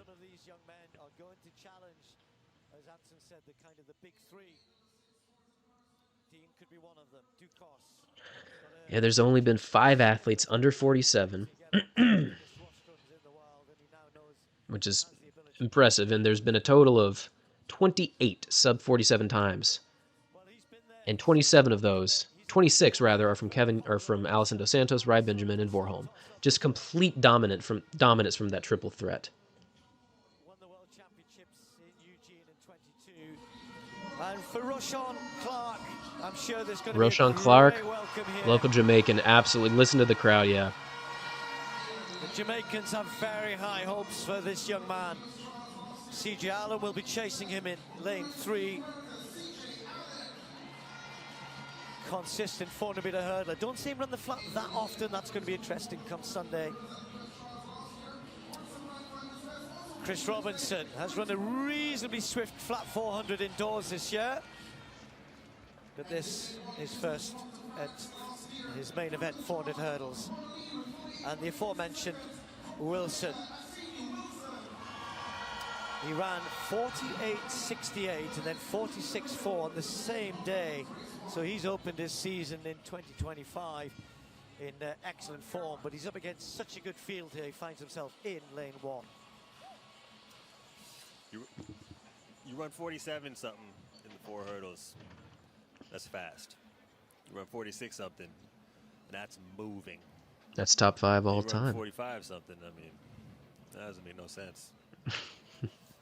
Then you're Carson Vorholm. From the outside, Then you're the Norwegian Viking. Dos Santos is in 5, Clark's in 4, Allen in 3, Robinson in 2, Wilson in lane 1. I'm kind of feeling sub 48's coming in. All right, you'll notice Dos Santos because he's 12 feet tall. He's in the white. CJ Allen right on his outside. Caleb Dean moving. Rashawn Clark looking strong. Oh, wow. Caleb Dean moving, but there's Dos Santos right on cue. Chasing the American, but Caleb Dean has started very quickly. Can he hold this? Oh, man. Stride pattern also important. Here comes the final 100. This is where Dos Santos can really move. Look at how effortless he is over that hurdle. Keep in mind, those are about 4 feet tall, those hurdles. The man is gone. 47.7. Let's see it. But well clear of everybody else. It's going to be Dos Santos to take the win. 47.63. That's solid. They're not playing games. Well, he made that look a little easy compared to what others were doing. A lot of guys went out pretty hard there, including Dean, including Clark. We lost Wilson. Shout out to the camera angles. I watched that whole race and enjoyed it. Optimism, let's go. I think we're in. He'll be happy with that opener. 47.6. Yeah, 47.6 is moving. That's a fantastic opener. Clark in second, 48.2 on home soil. Nice. Caleb Dean, 48.58. You want to be able to establish yourself. This event is one of those events that has transformed so drastically over the past few years that it's not even... If you'd have said these were the times going on in a casual 400 non-championship race, I wouldn't have believed you. He'll take 12 strides between hurdles, which is unheard of. Yeah, Dos Santos literally is like got the longest stride in history. You're looking at 13 or 14 mandatory steps in most races between hurdles. He's doing 12. Bro's taking like 4 meters per stride. Makes you wonder how far he could long jump. Yeah, that was a fun race to watch. Yeah, the 100 meters is last BTG. Yeah, that was the best angle all races, Amir, no doubt. Thanks. Speaking of podcasts, I mean, it's not me correcting them. I'm just recommending they get changed. So we're getting there, and that was very enjoyable to watch. Well, we will hand his victory to you. 100 meters, they will turn off the cameras. They're not going to turn them off. We'll see what the angles look like. He's such a good flat runner as well, so yeah. Better than the Olympics? I don't know what you're talking about. The Olympic camera angles are incredible.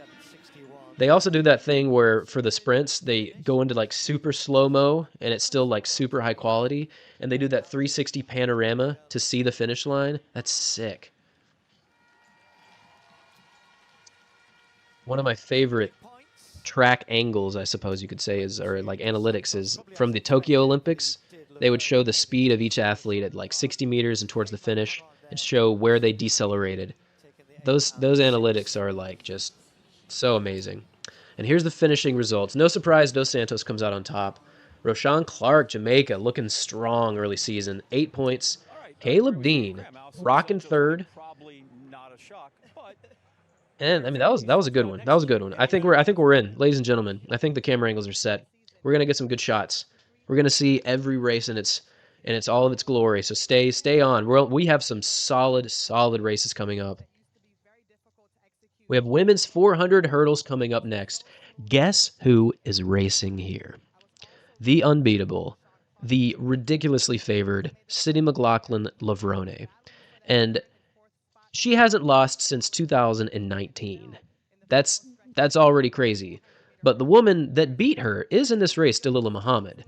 But Dalilah Muhammad did announce this will be her last season, which is sad. But, you know, she's leaving on her own terms. Respect. But for McLaughlin-Lavrone, I think the odds of her winning this are, you know, about as likely as gravity existing. It's just, yeah, she's been untouchable. In fact, her victory in the Paris Olympics was so dominant. It was the single most dominant win, percentage-wise, over second place of any running event in the Paris Olympics.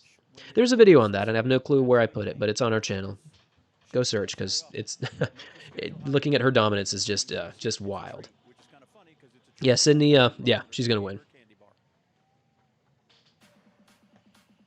My name is Sydney McLaughlin-Lavrone, and I run the 400 Here they come. hurdles. I'm from a small town in New Jersey called Dunellen. I am one of 4 kids. I grew up in a track family. Both my parents ran track, all of my siblings ran track, so it's really just been, I think, a part of my life since I was very, very young. We did all different kinds of sports. We did basketball, soccer. All right. We're going in. Track for me was the one that just stuck out. That's good to know. I feel like I always knew Makes sense. Saturday and Sunday would be the most packed. They don't have work. But here's Sydney. Man, what are the odds she wins? I mean, it's basically 100%. So after this women's 400, we have the men's 5,000, featuring the indoor world record holder Grant Fisher, and the number 2 all-time, Hago Skerberwet, and then the men's 100 finals to end the evening. We got some power athletes coming up. All right, leave a comment. What do you think Sydney's going to drop? Sub 53 seems very, very likely. I mean, when she competes, it's always just pure dominance. They almost want you to grow up in that very instance, but it's a natural progression. Oh yeah, let's do that. Let's make a poll. Women's 400. Start a Q&A. Track is one of those things. You get one chance when you step on the line. The gun goes off. There's no next play. All right. You have to figure it out for yourself. You're figuring out your coach. You're figuring out your trainer. You're figuring out your nutrition. And there's a lot to juggle there. I am now getting paid to do what I love. And I get to go to the track every day and train and lift, and wanted to do this since I was 8 years old. And now I'm here.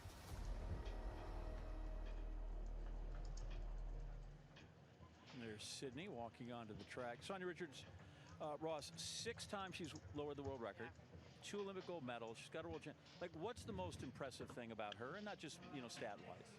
Man, you know, I just think of her as a generational talent. She truly is one of one. She was one of the youngest ever to make an Olympic team. And it seemed like ever since she made the Olympic team at 16. Oh yeah, let's not forget, in 2016, Sydney McLaughlin-Lavrone made the Olympics at 16. Like, goodness. That is, that's impressive.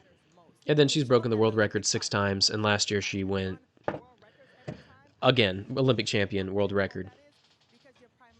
50.37 seconds. I remember in 2021, thinking that getting under 52 seconds was like close to impossible. And then Sydney did it.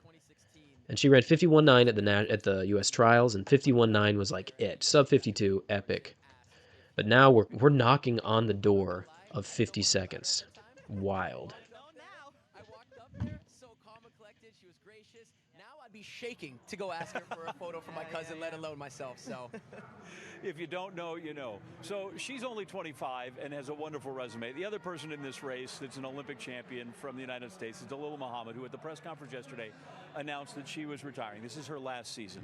50.79. No, she's not going that fast this early in the season. If she goes sub 51 here, shoot, she's gonna go like sub 49 by the end of the year. Walked so that Sydney could run. She was the first woman who broke that the world record. That stood for so many years, that made Americans and young ladies think it was possible to do that. She's a world record holder. She's an Olympic champion. She's a world champion. You talk about such a decorated career for many of us. Shout out Avery Axthelm. So it's awesome to have her back on the I am track. definitely not a hero, but this is fun. It's going to be really fun to watch her in the 400 and the 400 hurdles here. As we talk to Sydney, who has set the world record 6 times.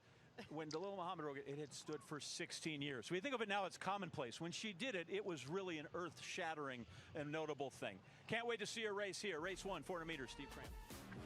Yeah, I mean, let's just be honest. When Sydney McLaughlin-Levrone is racing, she's not losing. At least in the 400 hurdles. 34-year-old American, two-time bronze. All right, full lineup here. We got Dalilah Muhammad from Nike.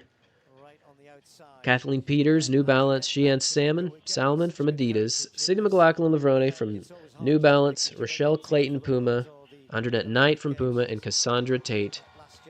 And this is a race of who can get close to the Olympic and world champion and the unbeatable McLaughlin-Levrone. Let's not forget, she's also run a 48.7 for the 400. I mean, goodness. Well, Clayton got a great cheer. McLaughlin-Levrone, I'm sure the Jamaican crowd will give her an equally good welcome. 52.43 says Sharon Spence Gibbs. That's a respectable guess. Sian Salmon has shown that she's got incredible ability in this event. 52.97, under 53 seconds, which is real high up world class. That was last year in Zurich. Kathleen Peters, the Dutch athlete who's again just come from the World Indoors, where she helped the Dutch to gold medal in the 4x4 relay. She ran the third leg, handing over to Femke Bol, often the challenger to Sydney McLaughlin-Levrone. And indeed, a little while ago, Dalilah Muhammad. So Muhammad on the inside in lane 2. We only have 7 athletes in this particular race. Wouldn't it be great to see Muhammad kind of rediscover some form of old in what she's already said is her final year? It would be. 49.87. That's not happening. That'd be a world record by half of a second. The last 2 times she beat her world records. So, you know what it takes to beat her. See what happens today. So McLaughlin-Levrone in lane 5. Clayton and Knight, the 2 Jamaicans, in 6 and 7. Salmon also in 4. Sydney McLaughlin. Right, how fast will McLaughlin-Levrone go out? She's already in the lead over the first hurdle. Dalilah's moving on the inside. She goes out super fast sometimes in that first hurdle. McLaughlin-Levrone just forging ahead. Down the back straight into the second half is where she buries everyone. She just doesn't slow down. A long, long way back. Dalilah Muhammad trying to work hard in lane 2 to get on terms. Clayton doing a level best. And there's the separation. This is classic McLaughlin-Levrone. Doing what she does best. Just so strong. And Muhammad rolling on the inside. Shout out. I mean, we might be under 52 here. I mean, she's jogging. Let's just be real here. She doesn't have to push that hard, but she's She is in a class of her own. It's not, oh, she's not quite sub 52, but that's fine. 52.76. Mohammed with an excellent run in lane 2 to take second spot, and others perhaps suffering from going out hard with the best in the business. Yeah, solid Really time. strong performance. Okay, this is the result we expected. I thought Mohammed ran really well to come through in second place. Not easy necessarily. Dalil Muhammad delivering 54.59. I mean, just very impressive. She's been around for so long. She's Olympic champion, world champion, last person to beat McLaughlin Levrone, still coming out and running solid. Gets second. Not surprising that McLaughlin Levrone won, but I'm impressed with Muhammad. She's going out on a high note this year. Alternates for 7 hurdles. Running 14 strides between, which is pretty unheard of. You got to be moving. Yeah, she was on cruise control. Coming home, she'll let her stride shorten up a little bit, but she was clear of the field. Yeah, she is a legend. I was pretty sure she was going to take it easy. Yeah, that was a great camera angle. Shout out to the media and the production team. Oh, and we got a little increase in saturation there. It's probably the camera adjusting to the nighttime, but it looks great. I want to see her cross over with some of the faster women in the 4, you know? All right. Up next, we got the men's 5,000. One of my absolute favorite events, because we have some champions coming into this race.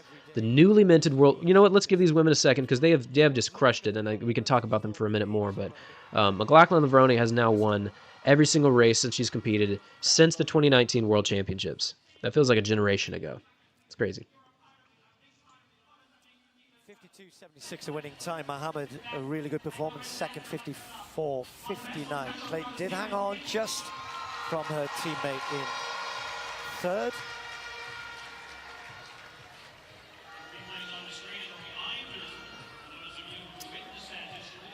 And all of that confirmed. 12 points, 8 points, and 6 for the top 3.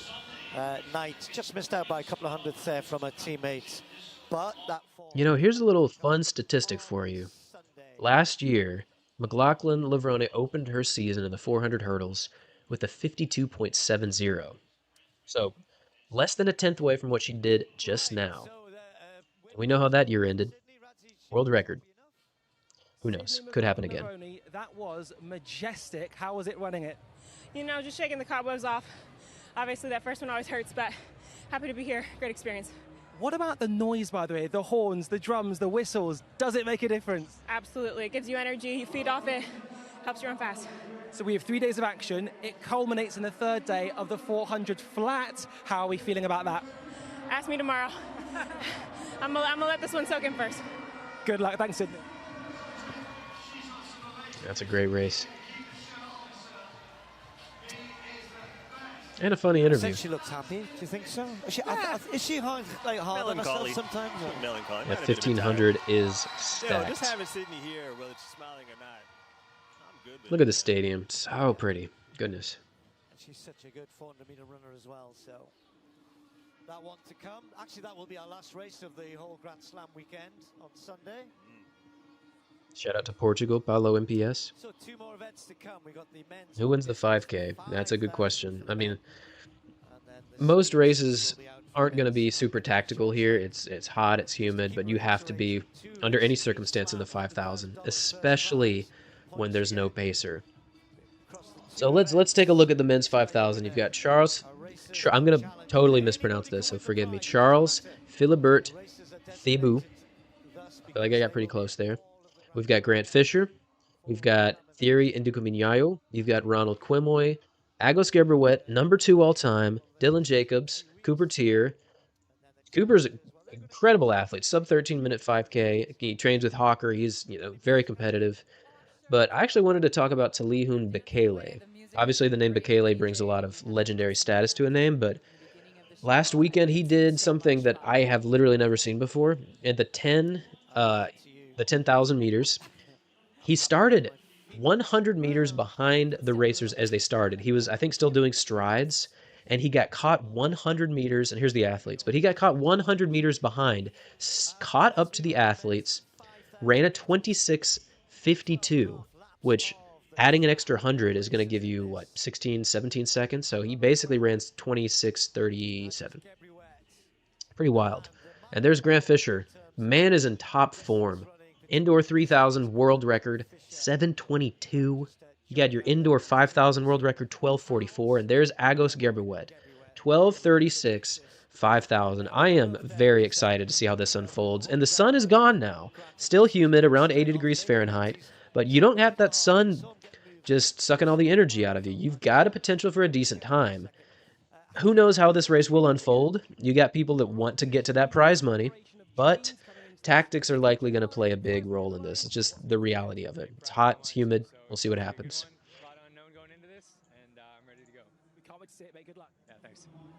What I love about him right now is that he's cool, calm, and collected. Like, he just wants to get out there and race, and he's fired up about it. He's done so well over the last Grant's been looking very strong. Little funny fact, I interviewed him earlier this year when he was running the 1500 in Boston. And I asked him, do you think you're going to go under or over 3:34? He ran a 3:33.99. Can't make that stuff up. Okay.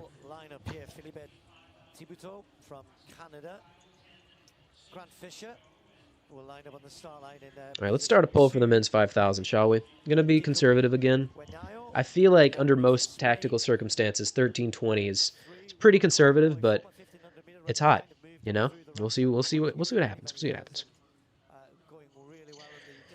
All right, who thinks going to win? That's the question. Who is going to win this?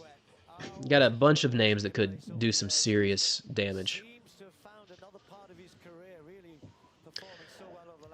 You know, Agos Gerbewet stays consistent throughout a lot of the year, so that's something very, very important to think about. Porque hay poca gente, porque hoy es viernes, mañana sábado hay más, mucha más.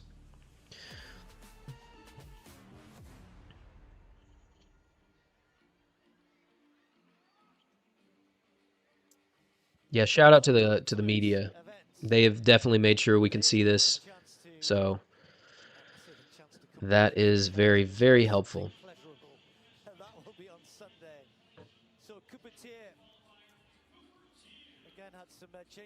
Fisher takes it in the last 50. Fisher's kick has been on. It's been on point. Let's not forget, Fisher out-kicked Cole Hawker. Granted, Cole was in the 3,000, which is, you know, he's the 15 runner, but Cole's kick is one of the greatest ever. And Grant Fisher out-kicked him. Don't sleep on Bekele, Talihun Bekele. Sub 13, 5,000. Just did that crazy come from behind 10K. Man's dangerous, but Agos Gerbewet, 12:36.73, only behind Joshua Cheptegei. I feel like Cooper Tier is always in the mix. I'm waiting for him to make that extra push and join a Hawker status in the 15. I feel like he could really join some world-class 5,000 meter runners, and I feel like he's got a solid kick to match. The Husky K9, yeah, I had to. Someone asked me something in Spanish. Make the poll sub 13. You know what? Let's try it. Let's end that poll. Yeah. All right. All right.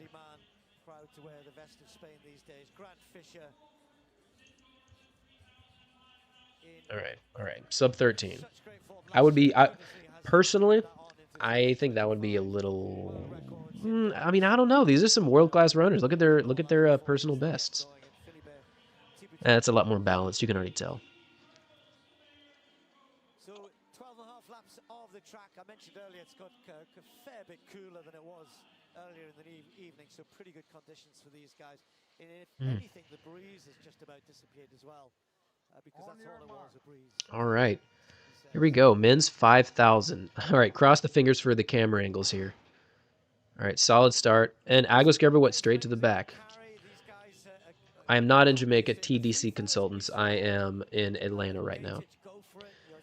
All right, let's hope this doesn't stay super slow and end up being super tactical. If the first 400 is under 64, I'll be very happy. And Bekele is not waiting. 12 and a half laps of the track. Total polyglot productions. Yeah, that's true. I think he can run either way, and that's what's going to be interesting tonight. I don't know which way he'll run. Each state, that's us. Will sit in this position and just dictate what's going on around him. Oh man, this is so much easier to watch. So much better. Oh my goodness, I'm so happy. This will be how it's going to be throughout the weekend. Quite confident. Bekele's not messing around. So let's see. If we're looking at a real solid shot at a sub 13, you're going to need to go through 3,000 around 750. And you're looking at, the first 400s, let's see where we're at. Oh, wow. Actually, it's a lot slower than I thought. It looked like they were moving a little faster than 70 seconds through the opening 400, but so unless they start picking it up very quickly, we're not going to be under 13. That's way too fast. But there's a lot of time to think here. You've got 13 minutes to strategize, getting faster than everyone else, $100,000 potentially on the line. Shout out to the drone footage. And if you haven't already, you should go on Grand Slam and sign up for their email, because they send out all the updates of athletes who are going to run. I'm getting results right now with full breakdown, so definitely do that. The Francois, appreciate it. Yeah. Quixotic Josh. I mean, yeah, but they're not going to be able to keep up with this professional field in the last 400 or 800. This is going to be a burner, and this means that Fisher might be the favorite. Cooper's got a decent kick too. That's why that's good move pushing, I would say. But Grant Fisher can outkick Cole Hawker. Grant Fisher's licking his chops, waiting for a solid kick at the end. 100 meters from the start of the race, and all of a sudden they called him to the line, and the gun went. He was 80 meters behind. Yeah, they're currently talking about Talihun Bekele's crazy come from behind time. Like, seriously, have you ever seen that? An athlete be 80, 100 meters from the starting line and still running a 26:50? Goodness. And he's in third right now, looking smooth. They're just biding their time. They could run this pace for probably an hour and a half. Like, they're not moving that fast. And Grant always looks super comfortable. Agos Gerberwet in the back, just biding his time. That's Theory and Dikumunyayo in the back. He's a 12:48 runner. Yeah, this finish is going to be... This is probably going to be a sub 4-minute final 4 laps. And I bet the 800 is going to be closing in on 152.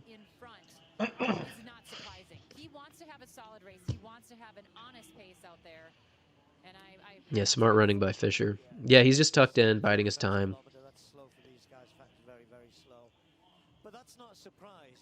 Men's 1500 is not today.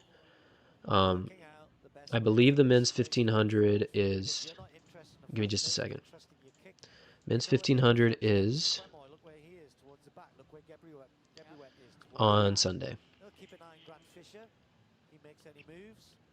Yeah, that's at 6:52 p.m. Eastern on Sunday.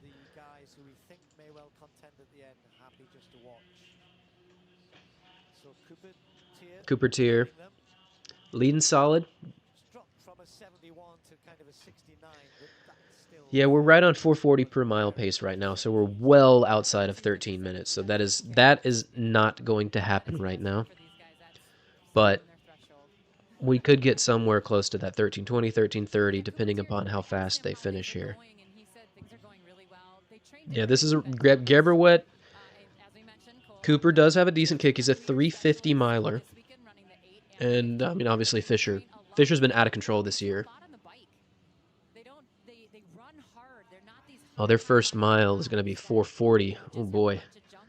Hey, let's just get ready for that finish. That's going to be wild. All right, let's get another poll going here. I think I know what's going to capture your attention for this race.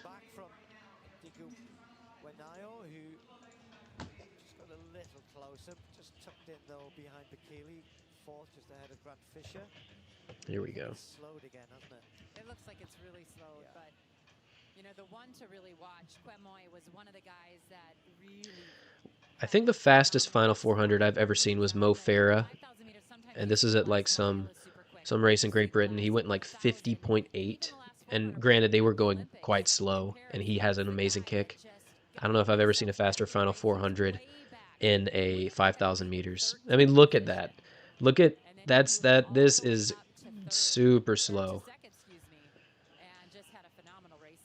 Yeah, I mentioned, remember watching him as a 1500 meter runner, and a lot of the Kenyans do move through the distances, but a lot of them, they become 1500 meter specialists, and he looked like... Yeah, Final 400 is probably going to be like a 53, if not a 52. This is quite slow. It's already crazy enough when they're going for that Diamond League win and a $10,000 or $20,000 payday, but they're going to be stampeding to get six figures. Oblique sub 10? Yeah, I'd call it. Yeah, the W. This is a total W camera angle. I'll relay to everyone involved that y'all are really enjoying this. All right, winning time predictions. Appreciate you, Tim F. You're welcome. To be fair, I only got offered it, and I was like, yeah, I'd love to do that. So it's kind of it's the fact that y'all guys have watched and given me a lot of views, and people see that, and they want to help grow the sport, and here we are. When it's unusually slow, you can feel worse. You can start to convince yourself.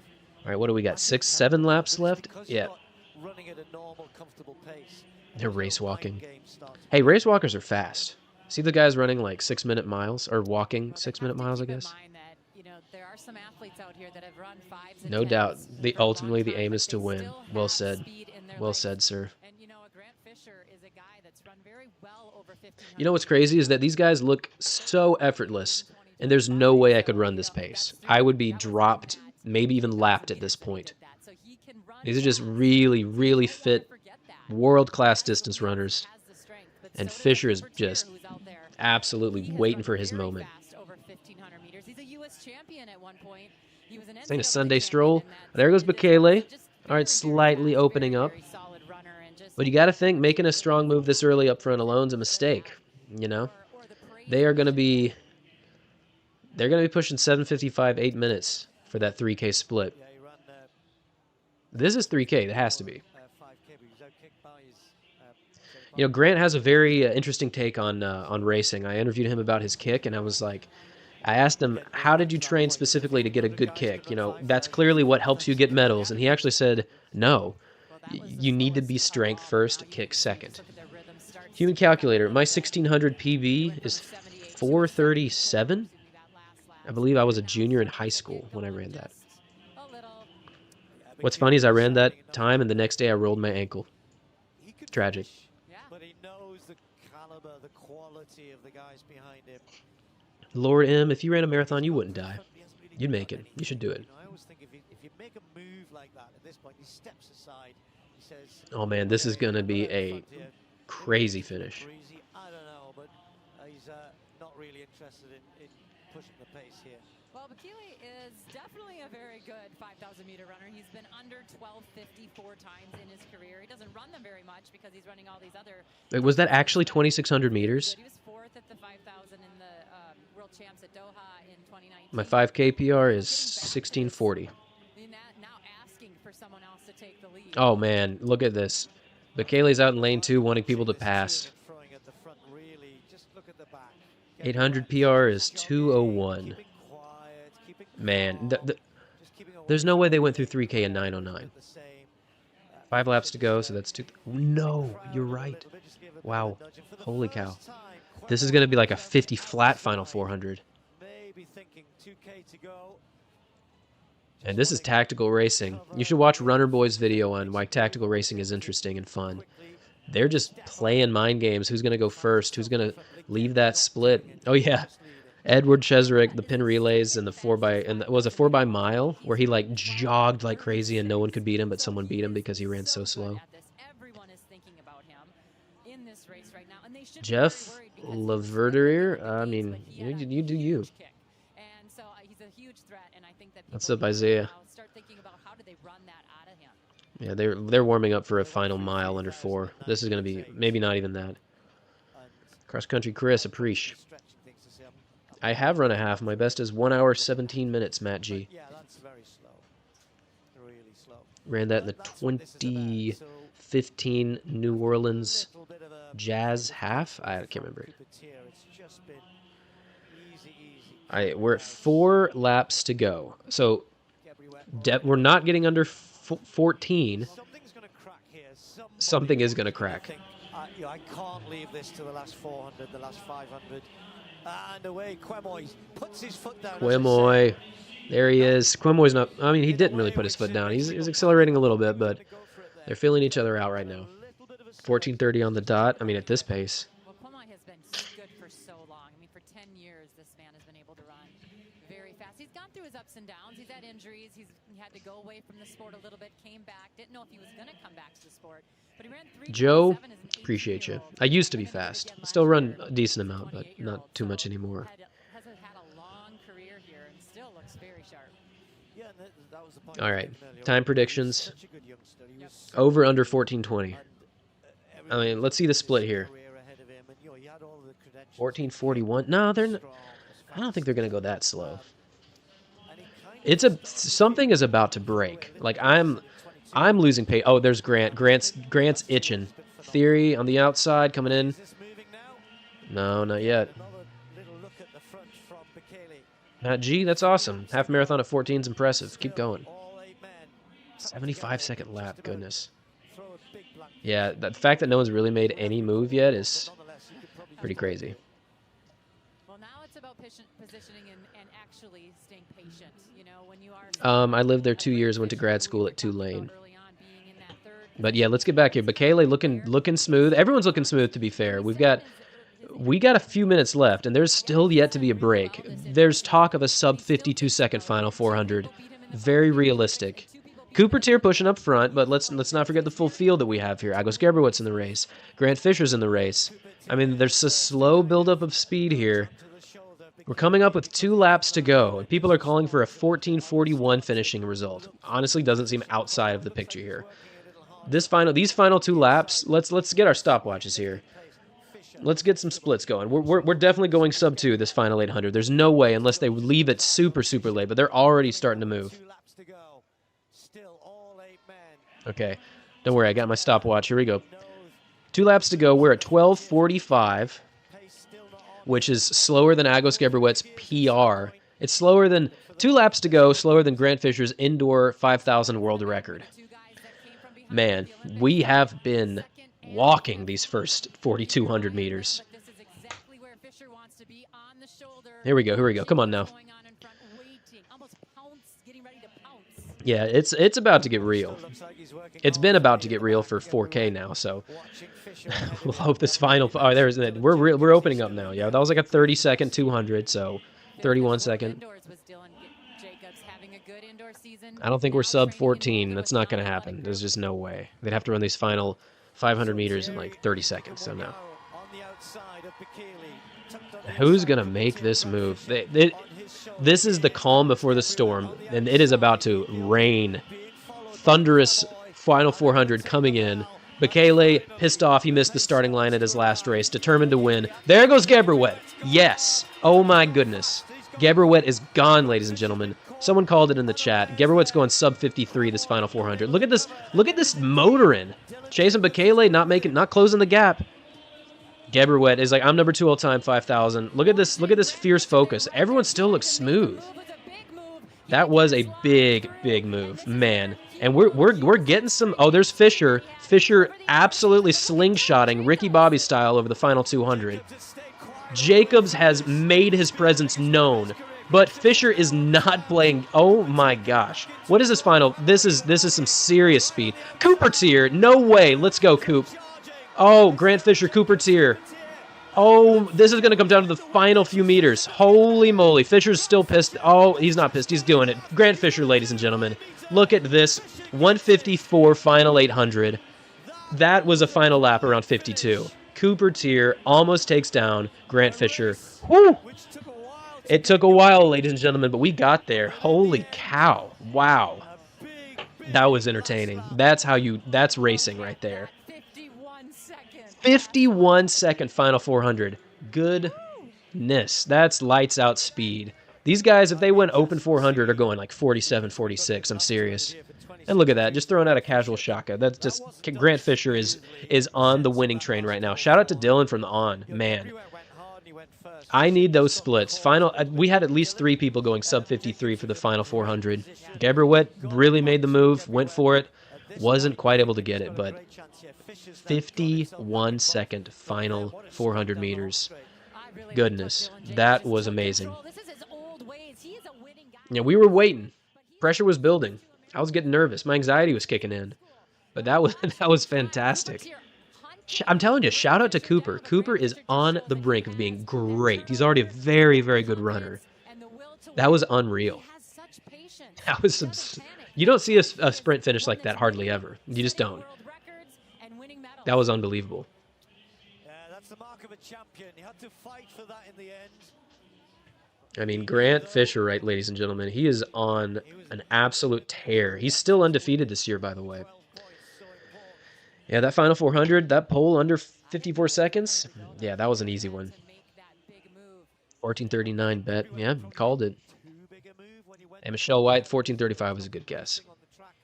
Yeah, around 153, 154 final 800. I timed it on my phone, but yeah, Cooper might have gone like 25, 26 that final 400, or the final 200. That was sick. Grant Fisher, ladies and gentlemen. The Fisher. Does he have a nickname yet? TRP, can we make a bet? Yeah, Lord M, you know, like, I'm down. Let's do it. You don't see that very often. United States 1, 2, 3 ahead of Ethiopia, Kenya. Thierry Duguminayo is representing Spain. I believe he was born in, I don't want to misquote. I was going to say Kenya, but I'm not sure.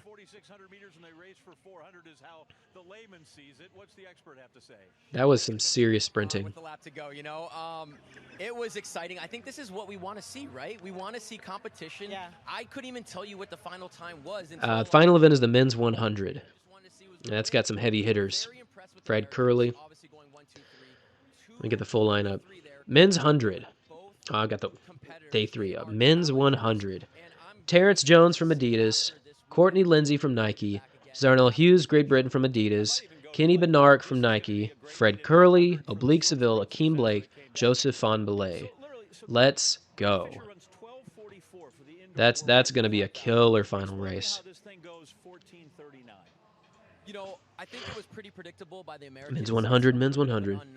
Yeah, that was a crazy race. Shout out to Grant Fisher and Cooper Tier. They really closed that final 200 meters. Dylan definitely was in the competition. Dylan almost pulled out that upset. That would have been amazing. Yeah, let's close in on the men's 100. Let's silence this feed for a second. Men's 100. Fred Curley was favored for a long time, but the odds are kind of split now. Kenny Bednarek is right in the mix. Oblique Seville. Let's talk Oblique Seville for a second. Runs 9.80 last year in the semifinals of the Olympics and just did not have the finals that he needed to pull out that medal. But Oblique has got to be thirsty. He's got to be craving a solid time. He's on Jamaican soil. He and Akeem Blake, look out. Here's the athletes. And there's Terrence Jones representing the Bahamas, rather. NCAA record holder in the 60s, sub 10 second runner. Courtney Lindsay, Texas Tech legend as well, coming out strong. Zarnell Hughes. There's Kenny Bednarek, Kung Fu Kenny. Here we got Fred Curley, 9.76, top 10 all time in the 100. I'm pumped. If you put money on Joseph Fahnbulleh for this, I hope you get your massive return. The man is an amazing athlete, definitely a 200 specialist, but gosh, does he close like a freight train. And we've lost the audio for a second, but that's because we're on commercial break, I believe. Okay, let's do a poll here. Let's call it. I mean, there's a very obvious time.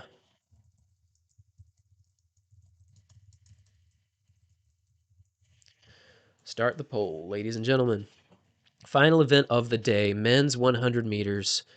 It's just my voice, a camera angle of this men's 100, and an endless void of track and field obsessives.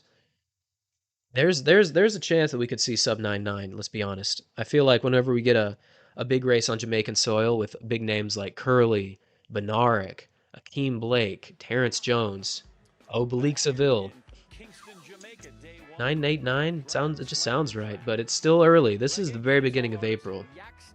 What do you think, Steven? My tech. What time do you think they're gonna run? 5 seconds. 5 seconds. Put it down in stone. All right, Preston Matthews. You think Curley's gonna take it? I mean, that's solid. Safest poll ever. I mean, yeah. I mean, 10 seconds. All right. I'm ending the poll. Let's make a new one. I gotcha. All right. Start a poll. 96 of them in all. 48 racers, 48 challengers competing here in the very All right. Let's pray for a good camera angle. Let's pray. Let's get a little closer. Finally, Come on now. Come on. Come on, baby. There we go. Yes, sir. There's a good drone shot. All right, let's look at this, you know, from the limited knowledge we have in 2025 so far. Curley's opened his season with a 10:23, but I'm sure he was still in heavy lifting. Not a good time, but also not a big competition. Kenny Bednarek has been coming out hot, stating that he wants to just be the best in the world. And there's a quote. This race, my headband carries a special meaning. I chose the Jamaican colors to show respect to the people of Jamaica for welcoming me to compete on their soil. That's one of the slowest 5Ks I've run in a while, but Kenny, that's solid. I need to kick if I want to do well at these meets, and my kick's there, so I'm really happy. And this isn't just any meet. There's a lot on the line, as I said to you just before the race started. Yeah, drop your top 3 predictions. I like that from Heart of the Southwest. You got Oblique, followed by Hakeem, Kenny, and Curley. Curley, Eye of the Tiger. Is that the whole quote? And I'm into it. You know, that's cool. When Curley's on, like when he's on, he doesn't lose. He's so talented. 9.76. He's one of 2 athletes to go sub 9.8 twice in the same day. But there's Oblique Seville looking fresh in the Adidas red. I think they're going to trademark that Adidas red. I'm not familiar with that exact shade. Somewhere in between Target red and Reese's orange. All right, here's the lineup right here. Terrence Jones on the inside, Courtney Lindsay. There's Oblique, personal best 981. But he did run a 9.8 in semis last year. No, that was Key Shane, so 9.81. That's right. My apologies. Yeah, Oblique, I mean, it's hard to bet against him. So, Terrence Jones, Courtney Lindsay, Zarnell Hughes, Kenny Bednarek, Fred Curley, Oblique Seville, Hakeem Blake, and Joseph Von Belay. I'm pumped on this one.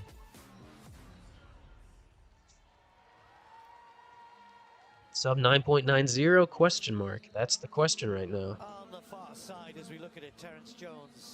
They've all gone under 10. Sometimes I forget Von Belay's gone sub 10. Yeah, look at Curley, just 9.76. That's some legendary numbers. Courtney Lindsay, NCAA champion from Texas Tech.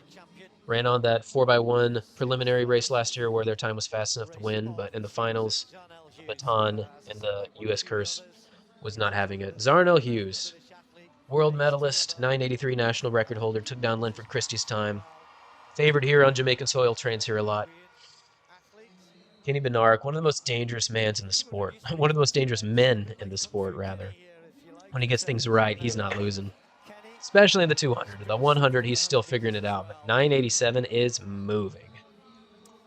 Fred Curley. Do not sleep on Curley. When he's on, he's on. 976 is moving. 2022 world champion in this event.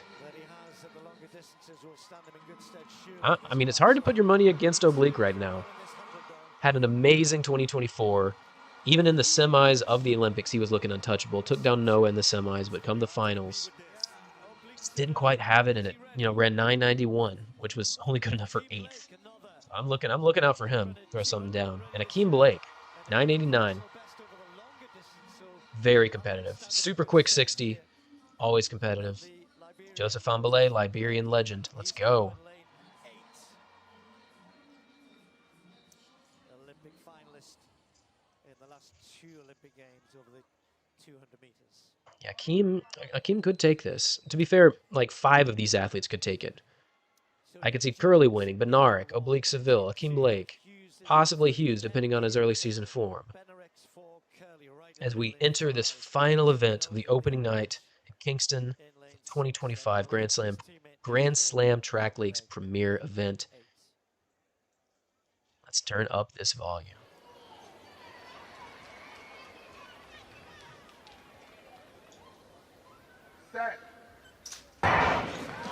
Oh, Zarnell Hughes got out solid, and so did Bednarek.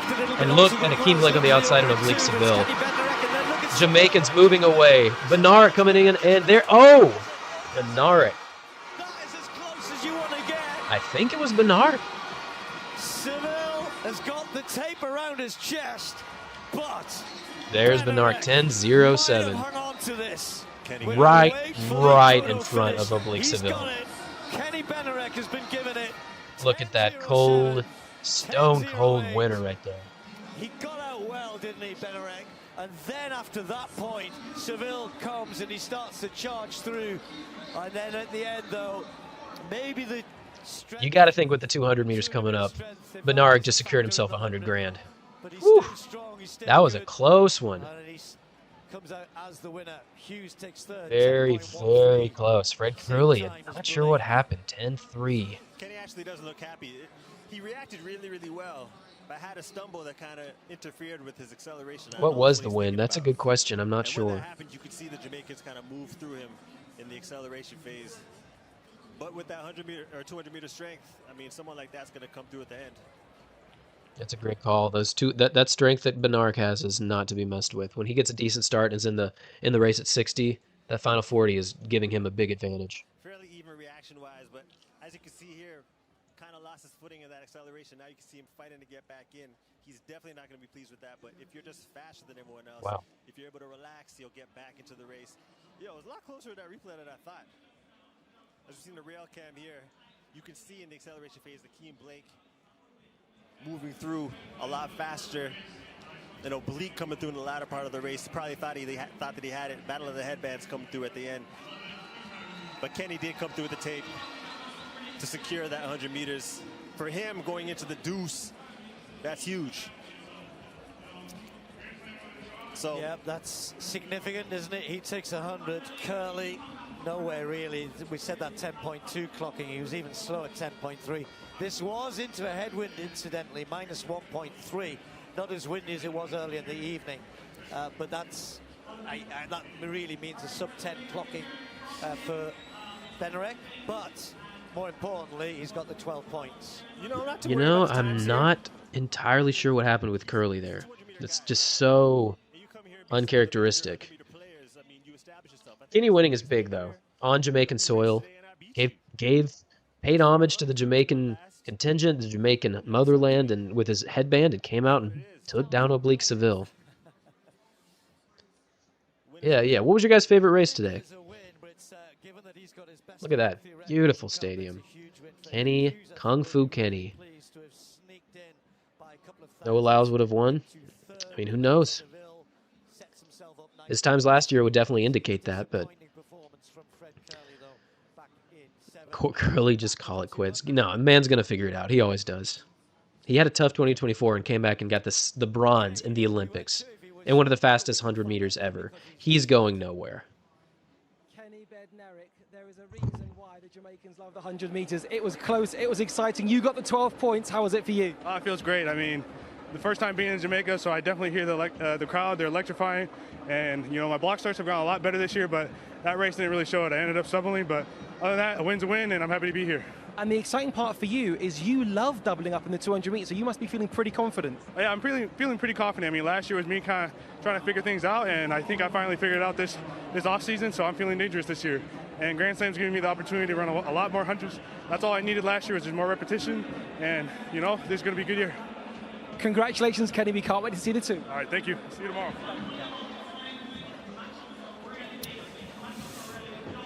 Well, excellent performance from Benarek in that 100. Appreciate you guys for watching. To be honest, I'm not sure where this goes because there's 35 minutes slated for extra footage here, but that's the last race of the evening. But yo. Someone needs to take. Oh, jeez. Long sprints, 200. Excellent run from her. Yeah, I'm glad the camera angles got fixed too. I'll make sure to relay all the information. If there's anything you guys want, you know, that you think would make the stream better, leave your thoughts. Send me an email. Shoot me an Instagram message. This is day one of 3 full days. So back tomorrow, 6 p.m. to 9 p.m. Eastern. Live on Peacock for the primary stream, but we'll be streaming here and we'll be getting better camera angles consistently. Shout out to the media team. Shout out to the production crew. Put in a lot of work. But it was quick, almost a personal best for the American.